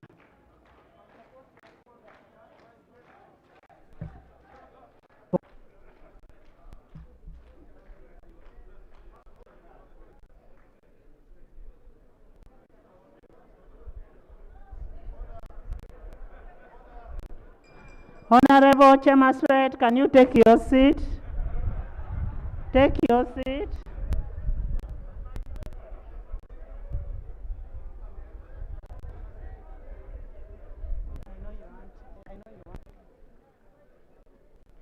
Right Honorable Speaker of Parliament and colleagues, members of Parliament, allow me to use this opportunity to congratulate you, Madam Speaker, on assuming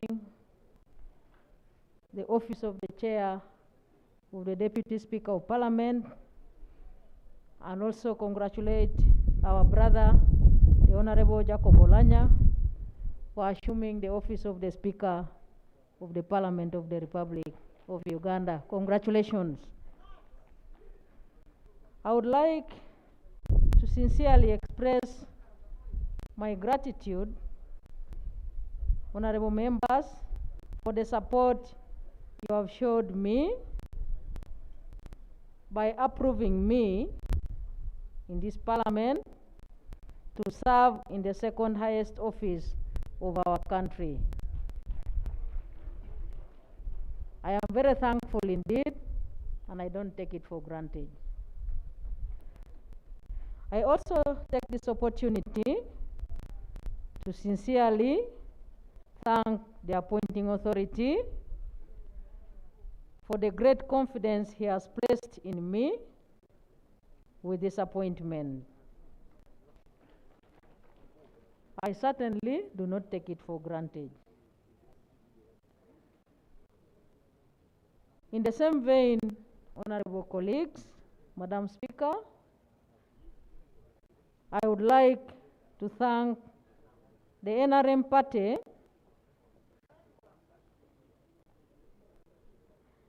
that I proudly call my home for bestowing upon me this honor, and indeed others before this. Most importantly, allow me to thank God for having favor in me. and all of us. I would like to warmly congratulate my colleagues, the Honorable Ministers Designate and the Right Honorable Prime Minister Designate, for having been identified to serve in those respective positions in this term of office. I am sure you will be appearing before members of parliament soon as well. I wish you a pleasant and enriching Madam Vice President, just a interaction. minute. Just some small interruption. We did not announce the results of, because everybody was excited. We said those in favor of the Vice President, Jessica Lupo,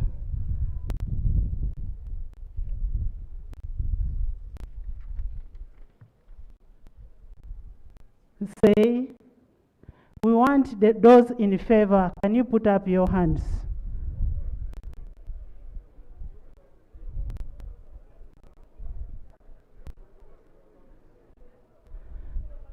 And those not in favor of the Vice President, Honorable Jessica Lupo. Now that everybody is in favor of Honorable Jessica Lupo, we have one person who is against, so the ayes have it. Thank you. You can proceed with your...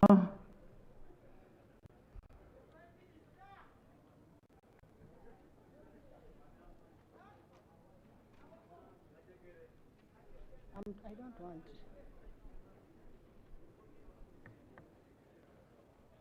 Thank you, Right Honorable Speaker. I would like to request to continue from where I had ended. For instance, that I was wishing my colleagues, the Honorable Ministers Designate, a very pleasant and enriching interaction with members of Parliament when you appear before them for approval. Madam Speaker, before I conclude my remarks, I would also like to state that it would be remiss if I did not use this opportunity to promise you and the people of Uganda at large that I will not spare any energy in me while serving this country on this appointment, and that you and them will work very closely with me as a team to ensure that we serve our country, which we all love dearly, expeditiously. Madam Speaker,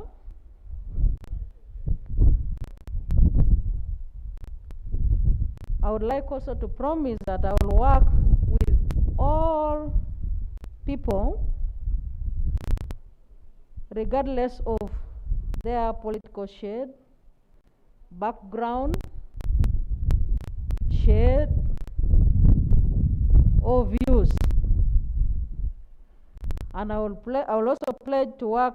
I also pledge to work with all sides in this August House to ensure that the NRM manifesto is implemented to the dot, as well as other government programs. Madam Speaker, allow me to state that I will recognize the responsibility of the media fraternity while discharging my duties as Vice President. Finally, Right Honorable Speaker and members, kindly allow me to conclude these remarks on the note that the time for politicking has come to an end, and I am therefore counting on each one of you, and indeed all Ugandans, regardless, to support me as I embark on this very important assignment. I thank you once again for God and my country. Thank you so much, Your Excellency, the Vice President. Thank you, members, for overwhelmingly supporting the Vice President. And we promise to work with you too. Honorable members, there is an attendance register under the other tent. Ensure you all sign the attendance register. The next item. Item number 5, motion seeking parliamentary approval of the appointment of the Prime Minister / Leader of Government Business in accordance with Article 108A, Clause 1 of the Constitution of the Republic of Uganda. The motion is being moved by Honorable Chris Baryomusi and seconded by Honorable Amongi, Member of Parliament of Oyam.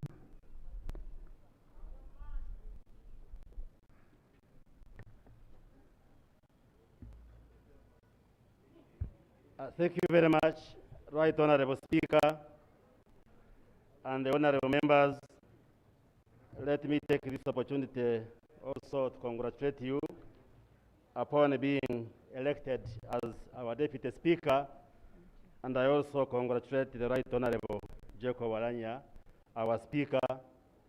I also warmly congratulate Her Excellency Jessica Alupo, who has just been confirmed by the House, and also congratulate the Leader of the Opposition and the opposition, the Chief Opposition Whip, and the members who have been designated to be approved as ministers in the current government. My name is Chris Baryomunsi. I am the Member of Parliament for Chinchiz East in Kanungu District, and I'm here to move a motion for a resolution of Parliament approving the appointment of Honorable Robin Annabanja as Prime Minister and Leader of Government Business in Parliament of Uganda. I move under Rule 56 of our Rules of Procedure. Madam Speaker, whereas Article 108A1 of the Constitution of the Republic of Uganda provides that there shall be a Prime Minister who shall be appointed by the President with the approval of Parliament by simple majority from among members of Parliament or persons qualified to be elected members of Parliament.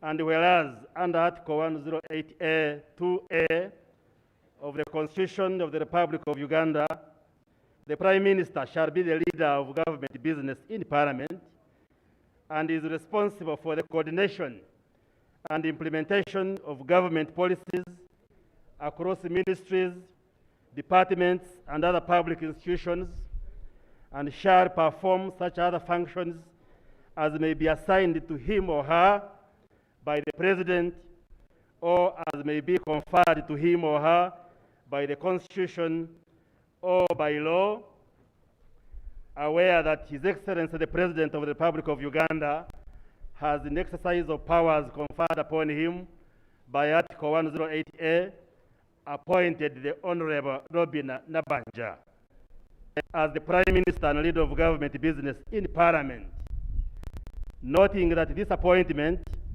is subject to parliamentary approval as mandated by Clause 1 of Article 108A of the Constitution of the Republic of Uganda.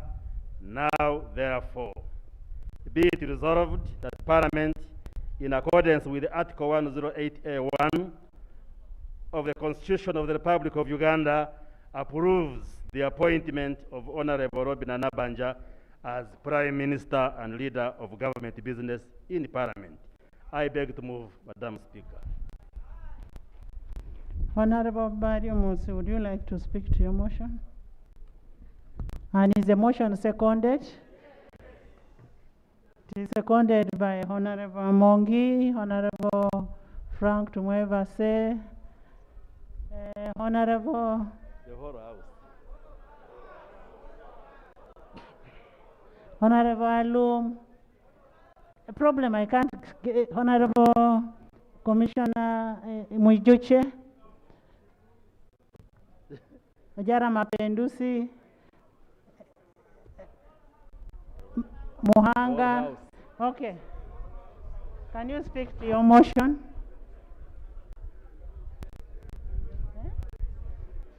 Honorable Sewanyana is also seconding.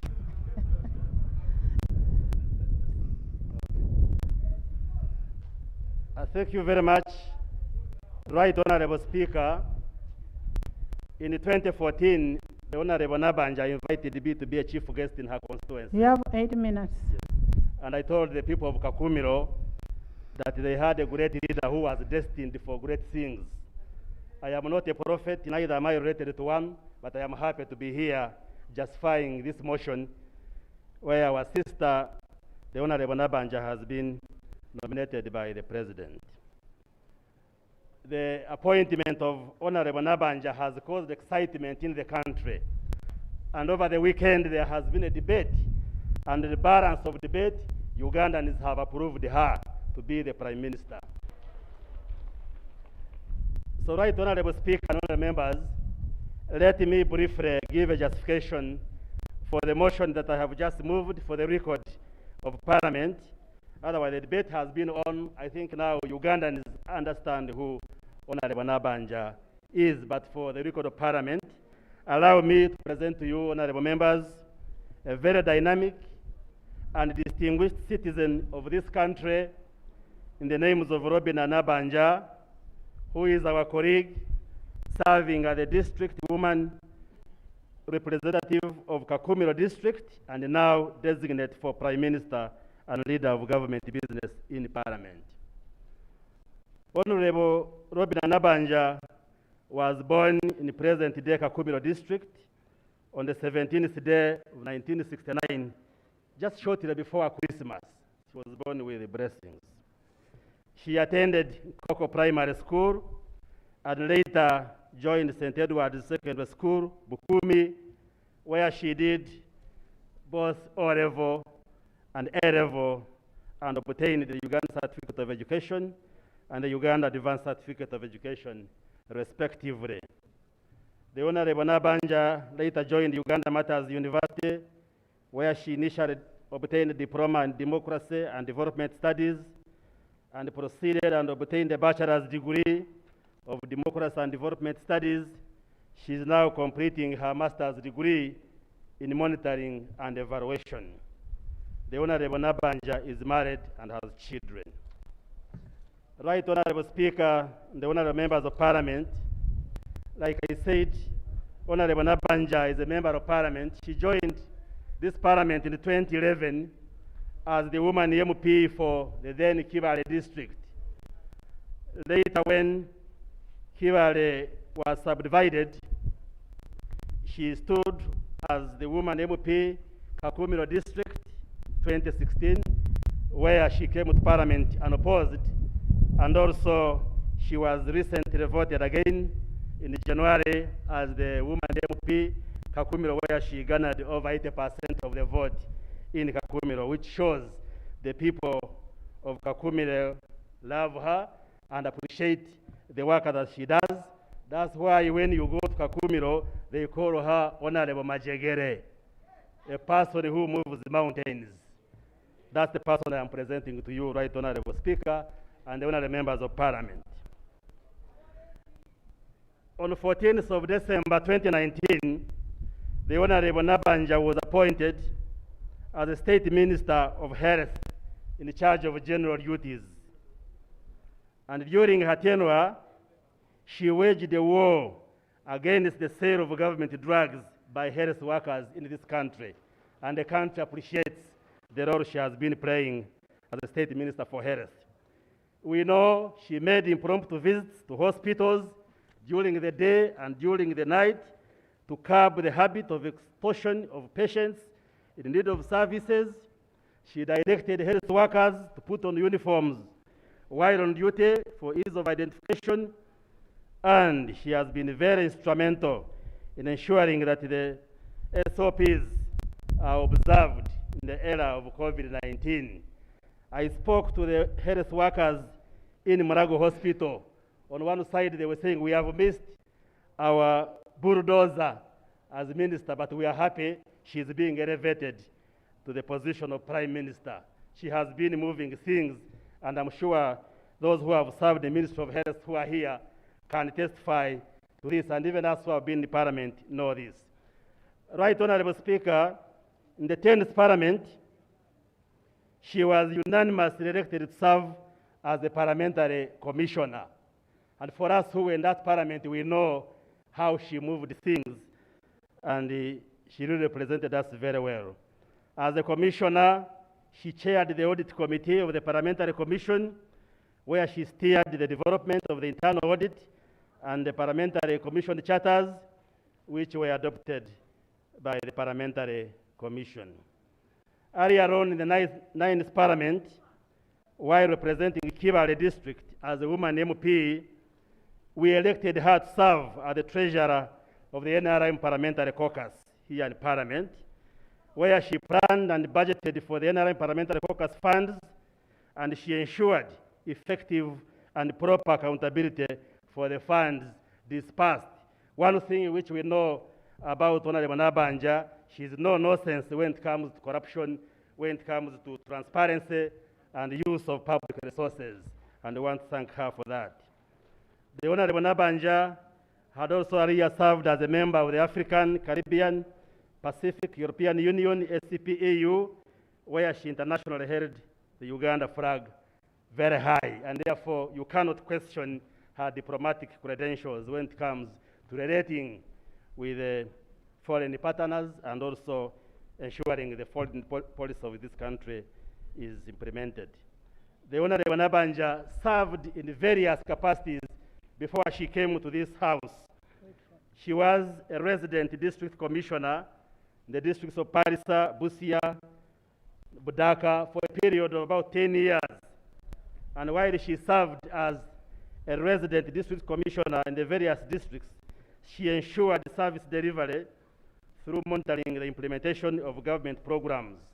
There was a story yesterday in the papers where, when there was a crisis of fuel in 2007 because of the violence in Kenya, she led a team of security officers to go and free vehicles from Kenya, deep 100 kilometers inside Kenya, to ensure Uganda gets fuel. That's the kind of leader whom we are presenting this morning, Madam Speaker. The Honorable Annabanja had earlier on served as a district councillor for Nkoko sub-county, Kibale district at the time, and also she had been assigned the responsibility of Secretary for Health, Gender and Community Services for the district during that period, and she championed a number of registrations at that level in the area where she was serving. For instance, she championed the passing of an ordinance on proper hygiene in the community, a number of bylaws through which the lower local governments endeavor to guide the district's processes. So she is a person who works. Once you give her responsibility, she discharges it with distinction and excellence. And that's why the president was able to choose her among the many of us to lead us as leader of government business. The Honorable Annabanja is a patriot, she's a team player, she's experienced, as you have heard, and she will be able to offer leadership to this country as a Prime Minister and leader of government business once given this opportunity as we approve her as Parliament. Like I have described, she's a member of Parliament, she has been a commissioner, she has served in the local government, she has been an RDC. What I didn't also highlight, she initially began as a secondary school teacher, so she's all round. She's all round. She's not a topsoil politician, but is somebody who has been groomed from the grassroots to the level of MP and minister, and now going to prime minister level. So, Right Honorable Speaker and honorable members, the Honorable Annabanja, first of all, this is the first time since independence that Uganda is going to get a woman prime minister and leader of government business in parliament. So we should be happy that for the first time the president has identified a woman. And for us, the men, we support you, the women. And we ask you, the women, to support your own, so that we give her support to lead as prime minister. Secondly, people have been arguing that she's young. Yes, we are happy that the president has appointed a young woman who was just born about 50 years ago. She will act as a bridge between the past and the future, between the young and the old. And therefore, we commend her. And I want to introduce to you the Honorable Annabanja, the young lady before you. Right Honorable Speaker, I want to draw reference to the Bible. I beg the indulgence of those who are not Christians, but I think the examples I will highlight still remain relevant even when you're not Christian. There are many examples in the Bible where people got favored, but in the eyes of the public, they were like not worthy. When God chose Moses to go and lead the Israelites out of Egypt, he found Moses tending to the flock of Jethro, his father-in-law, in the bush, and fire, a flame just came up, and the voice of God talked to Moses. He was afraid, but God gave him the authority and power, and he led the Israelites out of slavery in Egypt. You recall when they reached the Red Sea, by the power of God, Moses was able to enable these Israelites to cross the Red Sea. I am sure in Honorable Annabanja, we shall be able to cross the Red Sea.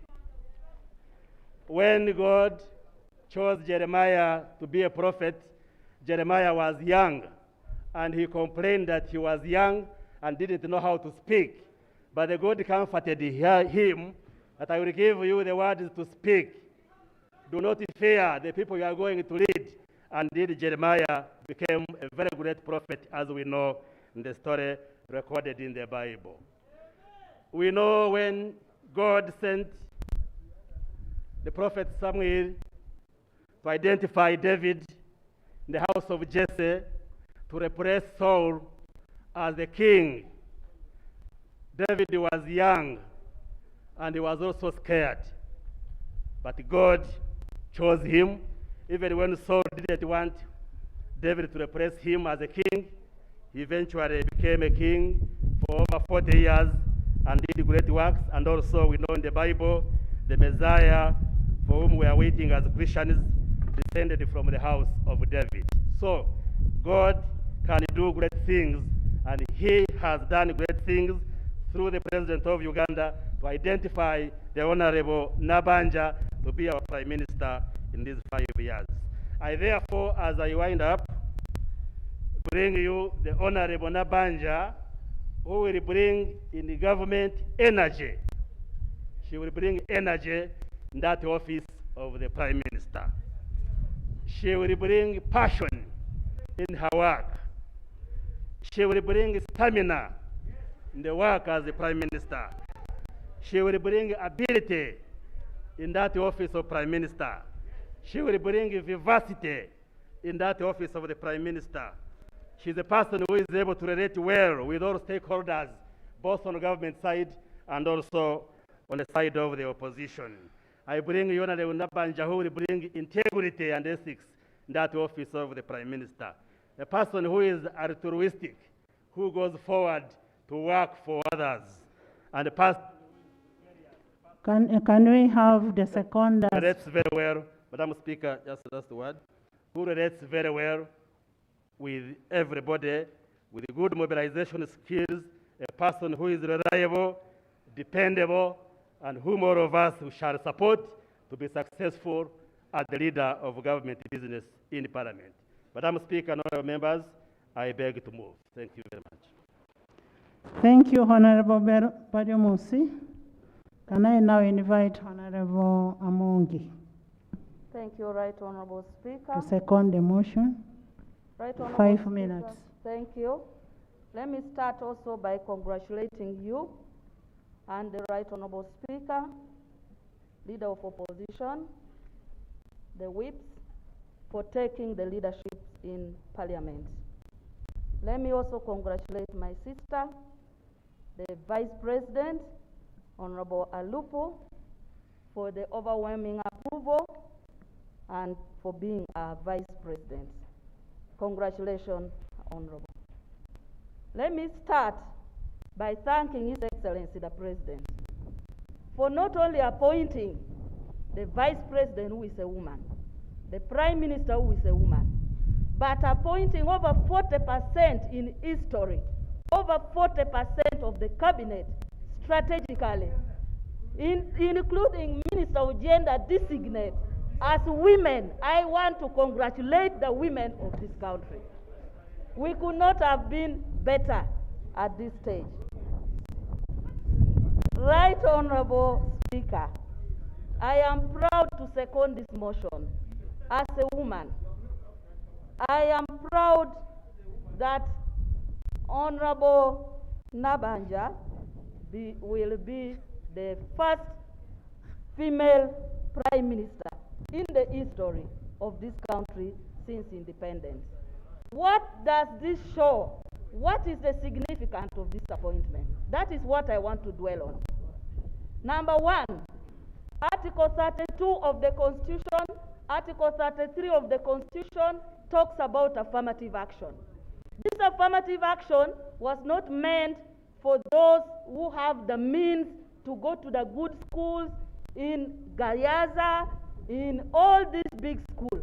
The affirmative action was meant to raise the girl child from the grassroots to the table in the decision making of this country. Today we are seeing that Article 33 that talks about affirmative action that gave the women of this country space to be in the decision making is being achieved by these two women seated here. I want to congratulate you for making the dividends of affirmative action to be realized today. That's why I need to thank the appointing authority. What is the other significance of this appointment? The other significance of this appointment is that the debate has been, where has she studied? Where has she been? What has she done? What is her qualification? But 60% of the people of this country, over 60%, start from the grassroots. Majority of us seated here, we were brought. Order.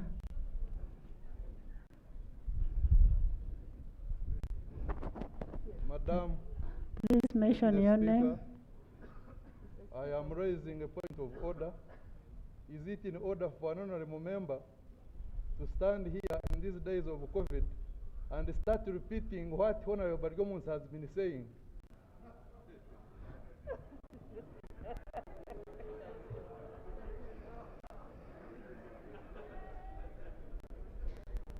Members, I remember when there was a training in Chankwansi where the president said, all the time you spend in parliament is on order, information, what? Let's debate as per the constitution. Thank you, Right Honorable. Right Honorable, this nominee is significant to the struggles of many Ugandans out there. Ugandans are hardworking people. Ugandans are hustlers. They start from the grassroots, whether business, whether agriculture, but you will find a Ugandan from Chikubu is in China trading. You'll find a Ugandan in Dubai. You'll find a Ugandan everywhere in this country because They have risen from the grassroots, they have hustled, and they have succeeded. Right Honorable Annabanja, as you've heard from Honorable Chris Biaramoses, the CV, starting right from the grassroots, a teacher, a counselor, a secretary at the district, has risen from the way Ugandans, a typical Ugandan succeed, and now is here. It's a true reflection of a Ugandan. Uganda will have a prime minister who reflects them, who knows their problems, who understands them, who knows what to do for the over 60% of Ugandans. Right Honorable Speaker, it is an inspiration to so many girl child out there, to so many Ugandans out there who are struggling and will say, if Honorable Annabanja can be a prime minister from a school teacher, then I can work hard and also make it. I can work hard and also make it. And I want to tell you, with the time I've worked with Honorable Annabanja, she's a mobilizer, she knows what to do, and the office of the Prime Minister, Right Honorable Speaker, is not a magical office. What does the office do? What do you need to have to be a Prime Minister? Number one, you first of all have to understand the vision and the mission of your appointing authority. Do we doubt that Honorable Annabanja does not understand the vision and the mission of His Excellency the President? We don't doubt. Number two, she must understand the contract that our party made with the people of Uganda. Do we doubt that she does not understand the manifesto of our party? I don't think we doubt that. The ability to coordinate as members of parliament with the executive. Do we doubt that Honorable Annabanja will not listen to you, whether you are NRM, whether you are FPC, whether you are UPC, whether you are DP? Do we doubt that she will not sit and listen to you? She's a person who will listen to everybody. She's a person who will coordinate government business. She's a person who will manage to coordinate all the ministries to bring resources. I conclude by saying, honorable members, I want to request you to please approve the appointment of Honorable Annabanja as the Prime Minister of Uganda. I second the motion.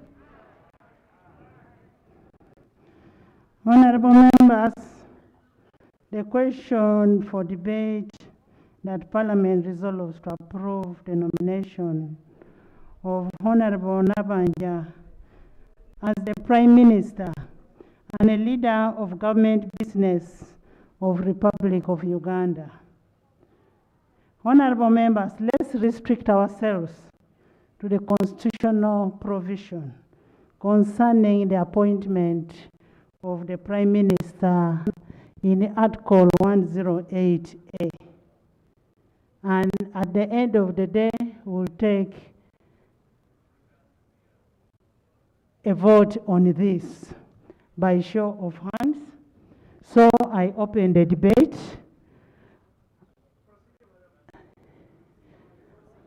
Yeah, proceed on what? Honorable Achen Rose. Honorable Achen Rose will be the first one on this side. Honorable Mwijuche Francis. I want five people. From the other tent, five people. Members, I'm going to give all of you time to talk. Five people. Mwijuche, Alum, Elijah, Honorable Roland, Sewanyana. On this side, 5. Madam Speaker, this is Chemaswet Kisos, MP for Soy County in Queen District. There was a first motion, Madam Speaker, that had been moved by Honorable Tahebwa, which was a substantive motion on the approval of the Vice President Then there was a subsidiary motion that had been moved by Honorable Kivumbi on putting the question, considering the fact that COVID-19 is a serious pandemic in the Republic of Uganda. What is the difference? Within the context of the two motions, we would be looking at the question of COVID as an item that is so grievous in this country. And therefore, Madam Speaker, I would wish to put a question that you put a question to the motion that had been moved on the approval of the Prime Minister, Madam Speaker. And therefore, I beg to move. Members, I put a question that the motion that has been put that because of the pandemic and because of the what has been spoken about the leader of government business, that we put a motion that, we put a question that the debate is closed. How many have seconded it? How many have seconded it?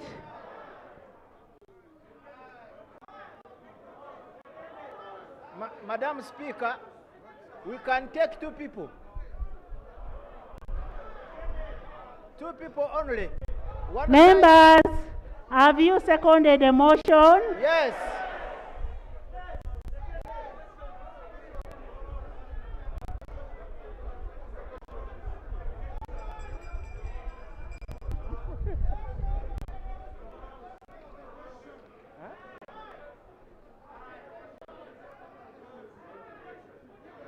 The ayes have it.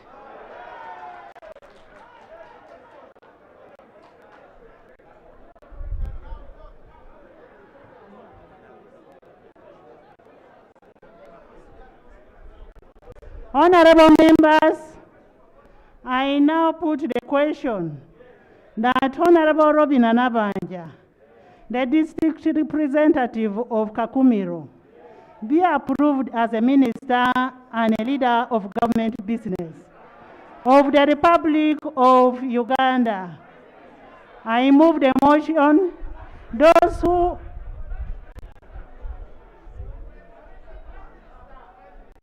I am sorry, the Prime Minister and leader of government business.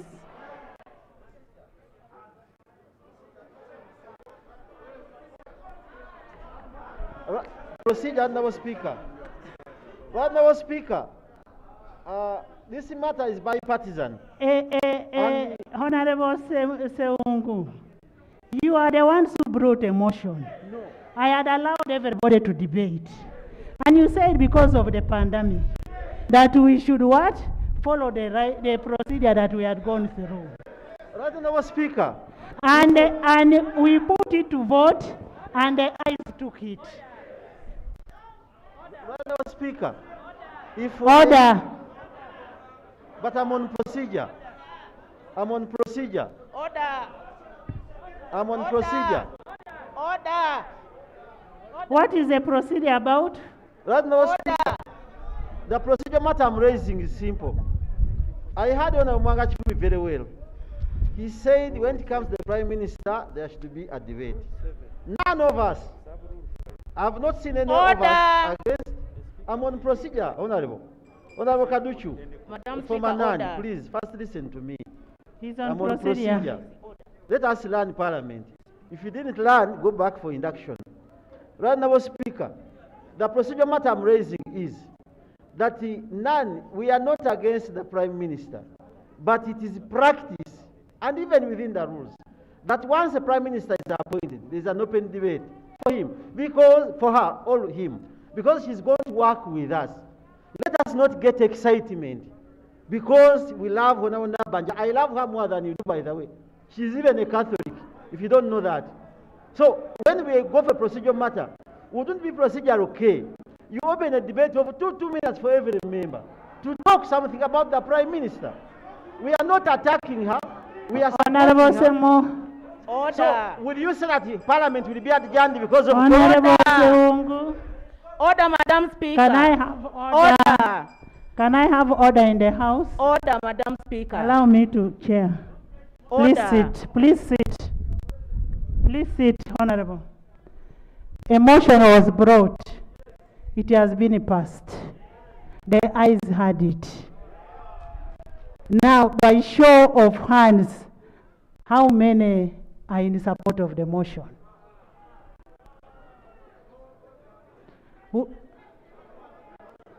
And how many are not in support? The motion was brought in support that we should not debate on this motion. That because of the pandemic and because of the previous motion that we had passed, that we should still pass this one the same way. How many supported that motion? And how many did not support it? How many did not support it? The ayes have it.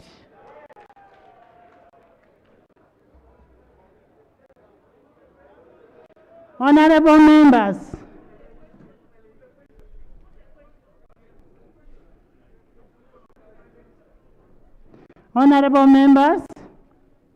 I now put the question that Honorable Robin Annabanja, the District Woman Representative of Kakumiro, be approved as a Prime Minister and a leader of government business of the Republic of Uganda.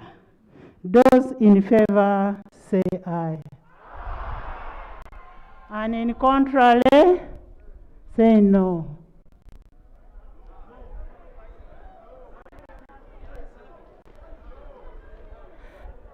Those in favor, can you show by hand? By show of hand?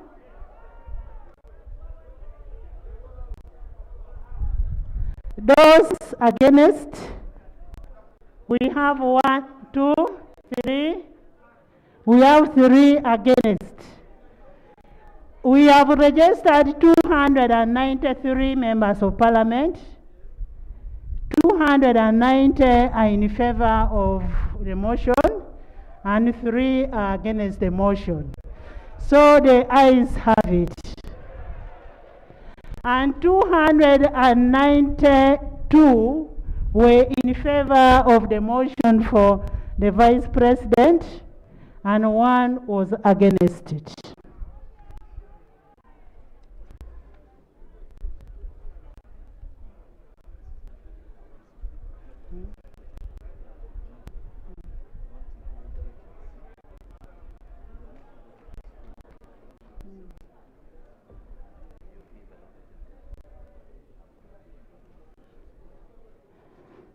I wish to congratulate the Honorable Prime Minister and leader of government business, and may I invite you to make an acceptance speech if you so wish.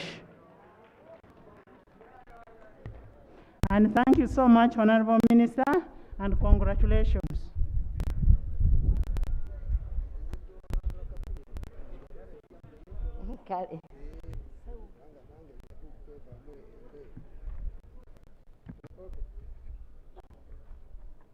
Your Excellency the Vice President, Right Honorable Speaker, Leader of Opposition, Ministers Designate, dear Honorable colleagues, first and foremost, I thank God for the gift of life and the opportunity He has given me through His Excellency the President to serve the people of Uganda as a Prime Minister. Right Honorable Speaker, I thank the people of Uganda for repeatedly entrusting our President, His Excellency General Yoweri Kaguta Museveni Tibuhaburwa, and the NRM with the mandate to lead this country. I strongly believe that with the vision that God has given him to embark on socio-economic transformation, the future of Ugandans will be secured. Allow me to congratulate you, Madam Speaker, our Vice President, retired Major Jessica Arupo, for your appointment, and we're truly proud of you as the second female vice president in the history of Uganda.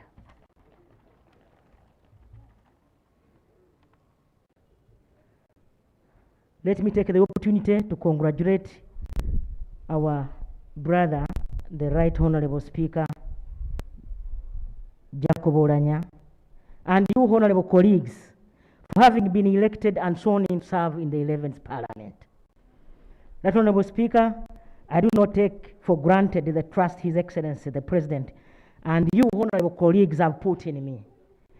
I know it requires hard work, commitment, humility, patience, and teamwork. I request all of you for your support and prayers as we embark on this journey. Right Honorable Speaker and colleagues, allow me to thank you for considering and overwhelmingly approving my appointment as the first female Prime Minister and leader of government business in the history of the country. Thank you so much. I'm truly humbled. To the people of Kakumiro District and Greater Chivali, thank you for electing me to the 9th, 10th, and now 11th Parliament, which has given me an opportunity and exposure to serve my country at national level. Right Honorable Speaker and honorable colleagues, allow me to thank my predecessor, the Right Honorable Dr. Ndugu Ruhakana Rugunda, for his exemplary leadership. I will carry on the work he and other predecessors have been doing and will build on their successes for the good of our country. Right Honorable Speaker and colleagues, I commit to build on the foundation laid by predecessors. This will be done through strengthening the link between the executive and parliament, ensuring availability of government business in parliament on time. Together with the government chief whip, we shall ensure this time round that ministers regularly attend parliament. Right Honorable Speaker, I pledge to work with fellow ministers, you honorable colleagues, to ensure that the NRM manifesto is effectively implemented, especially transforming a good percentage of the 3.3 million households still in subsistence economy into money economy.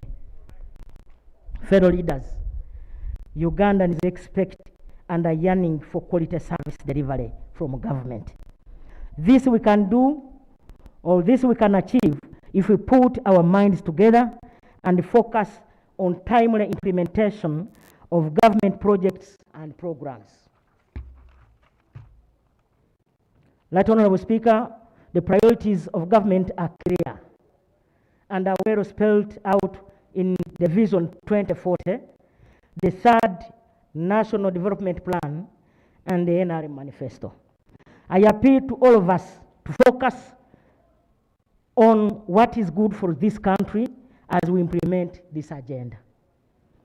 As you're already aware, COVID-19 remains one of the greatest challenges today. I appeal to all of you, fellow Ugandans, to keep safe by observing the standard operating procedures and guidelines set by the Ministry of Health together with our head of state. We can only say we have achieved when we are all alive. Honorable Speaker and honorable colleagues, leadership is a gift from God. Through teamwork, transparency, and accountability, together we shall secure the future of Ugandans. I want to assure you, Honorable Speaker and honorable colleagues, I count on you for your support across the political divide to make this happen. I thank you for God and my country.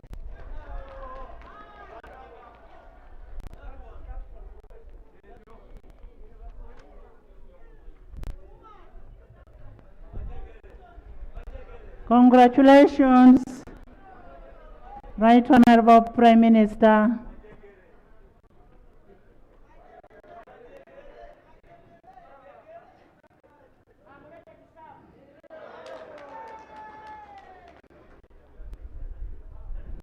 Honorable members, I want to thank you for the work you've done today in this house and performing your responsibility as members of parliament. I wish to congratulate Honorable Lupo and Honorable Annabanja, who have this morning been approved as the Vice President and Prime Minister, respectively. Congratulations. To remind the members of Appointments Committee that we have a meeting this afternoon at 2 in the conference hall, room A, where we are going to approve the ministers. This house, as you go out there,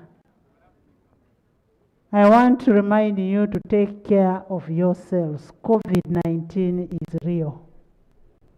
It's real.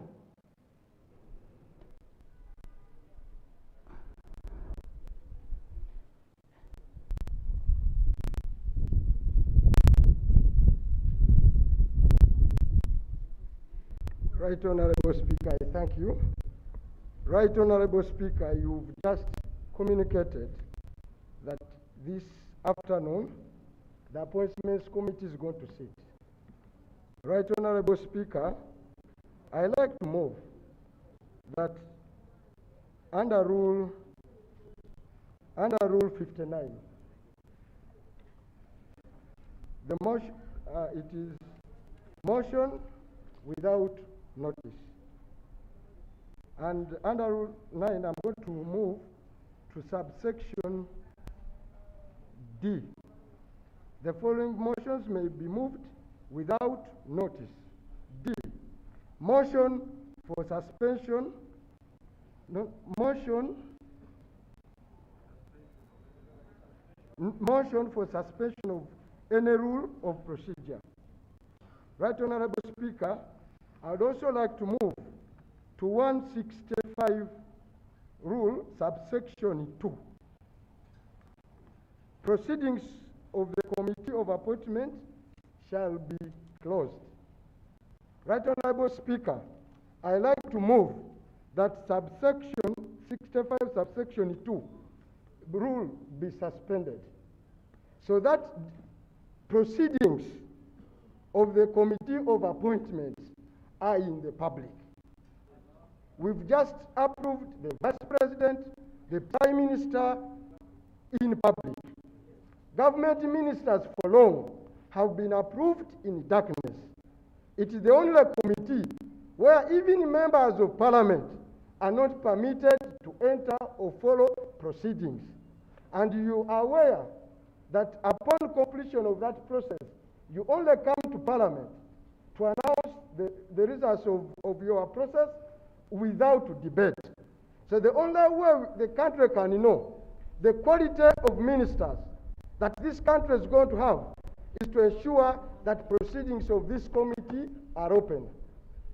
Right Honorable Speaker, I'm moving a motion to suspend Rule 65(2) so that the proceedings for once, and it will be a milestone under your leadership, that for once the appointments of government ministers was done in the open, so that those who qualify to deliver services are clear and the public know. And I beg that the Prime Minister now, who is the head of government business, supports us on this one, so that you lead a team whose competence, whose qualities, whose qualifications the general public knows. There is no harm in being open. We are in an era to deepen democracy, and this will be a milestone for this parliament if we suspend this rule, and so that the people of Uganda can know that proceedings of parliament regarding appointments are open. Right Honorable Speaker, I beg to move.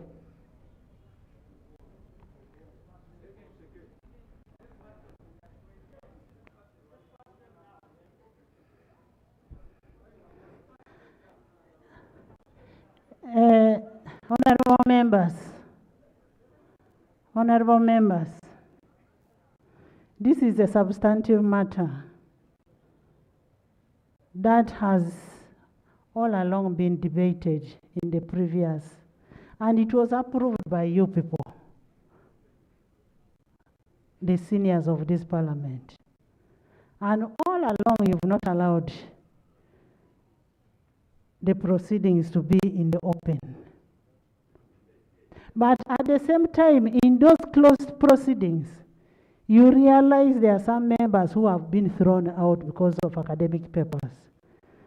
I would request for now, because it would require a whole debate of the House for us to suspend these rules. I don't see any reason why a member of parliament is denied to go and attend that committee. If you have issues as an acting leader of opposition, you come, I'm going to be there. But not open to the public.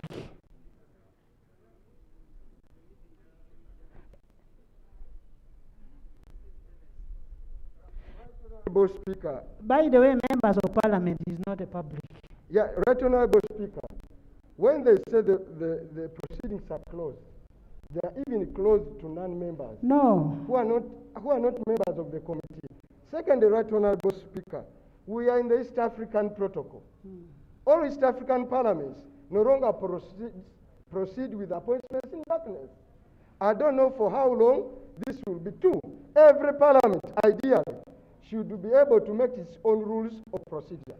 But that not being the case, Right Honorable Speaker, we just believe that this motion will mark a new day for democracy and openness in the way Parliament goes about the duty of appointment. Honorable members of Parliament, whoever wants to attend the Appointments Committee, so long as we observe SOPs, please come and attend.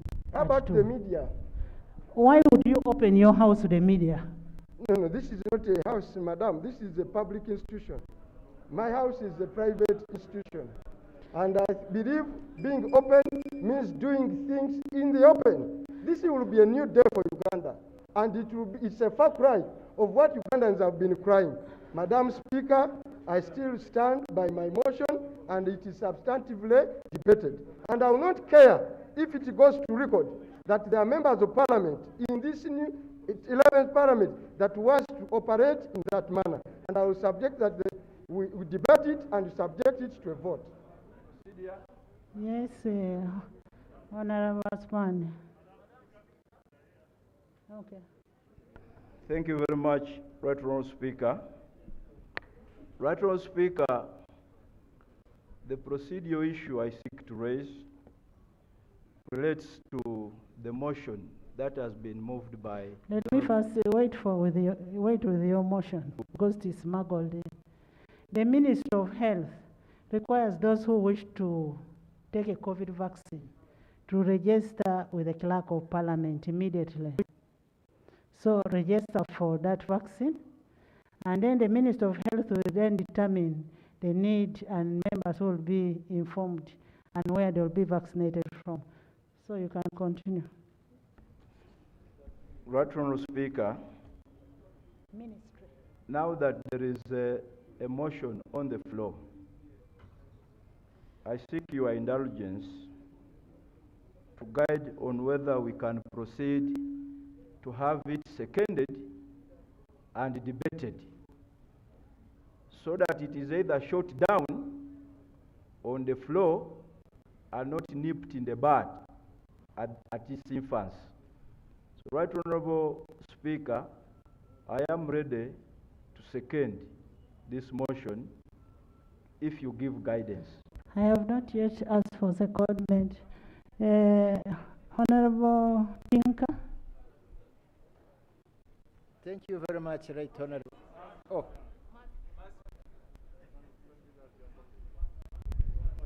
Thank you very much, Right Honourable Speaker.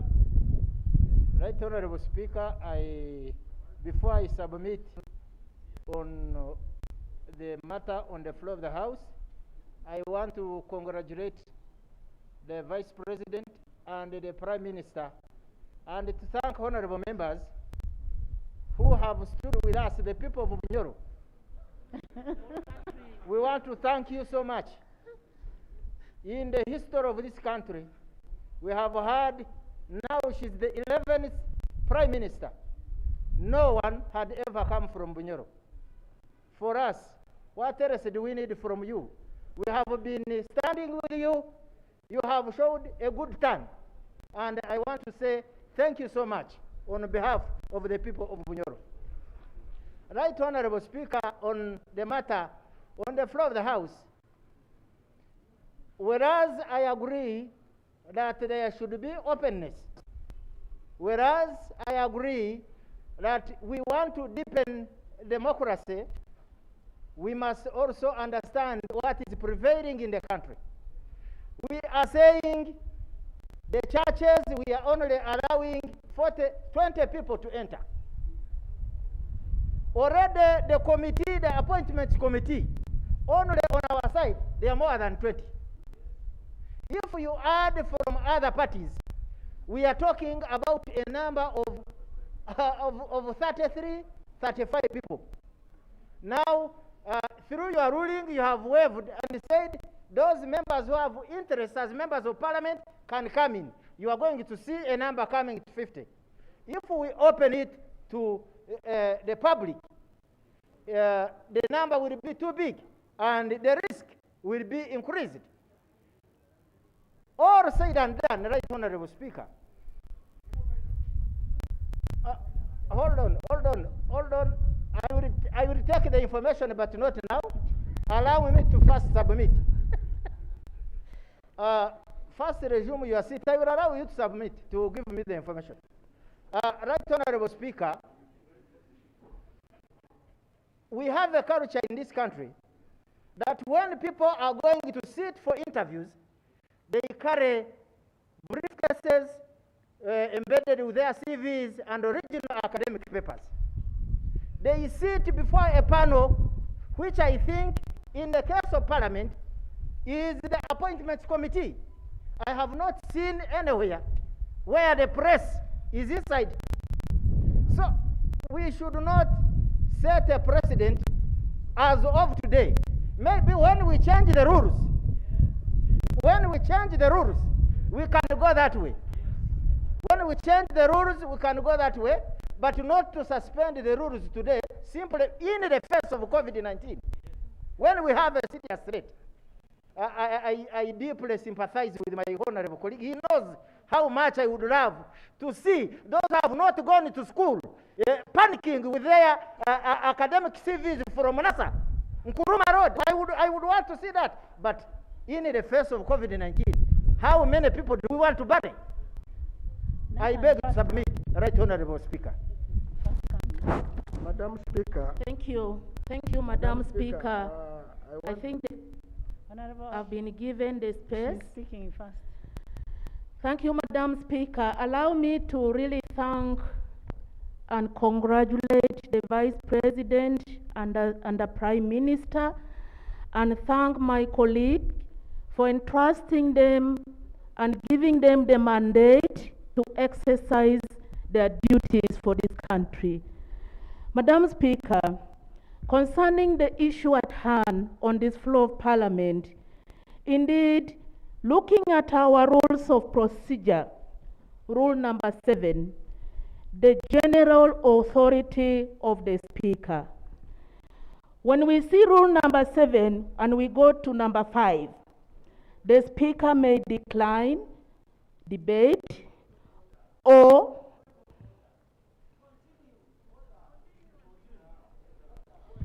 the Speaker may decline debate on any contribution. Madam Speaker, having the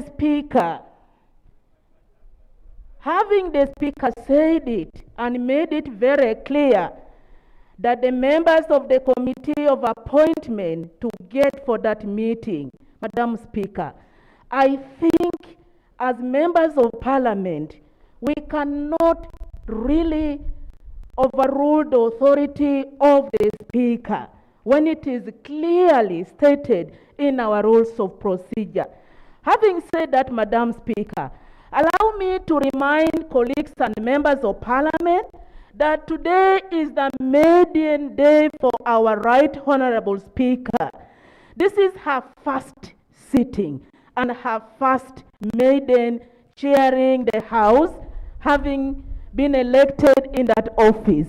And for that matter, Madam Speaker, allow me to really congratulate you and to thank you for having chaired the House in a manner that really these very important agendas in our Madam Speaker, procedure. Madam Speaker, under our rules of procedure, there is what we call a conflict of interest. And if we have a conflict of interest, you must always declare it in advance. And Madam Speaker, that's why you are seeing people running away from open-ended. I think this is because of their conflict of what? Interest. Madam Speaker, is it procedure right for a member to come and cry on the microphone that, Madam Speaker, you have been appointed, and now she's bribing in advance so that when you see her, you don't look at her papers and how to measure. Is she procedure right to come and make noise here in the House instead of really saying that she has an interest in the matter before her? Members, Right Honorable Members of Parliament, with due respect, this debate is a controversial one. And all we can do, one, we have a very competent team in the Appointments Committee. And where a leader from opposition wants to come and attend a particular appointment, a particular verification of somebody or vetting of a particular minister, with my permission, will allow you to enter. I want to suspend this debate. And I am adjourning this House sundown. Thank you.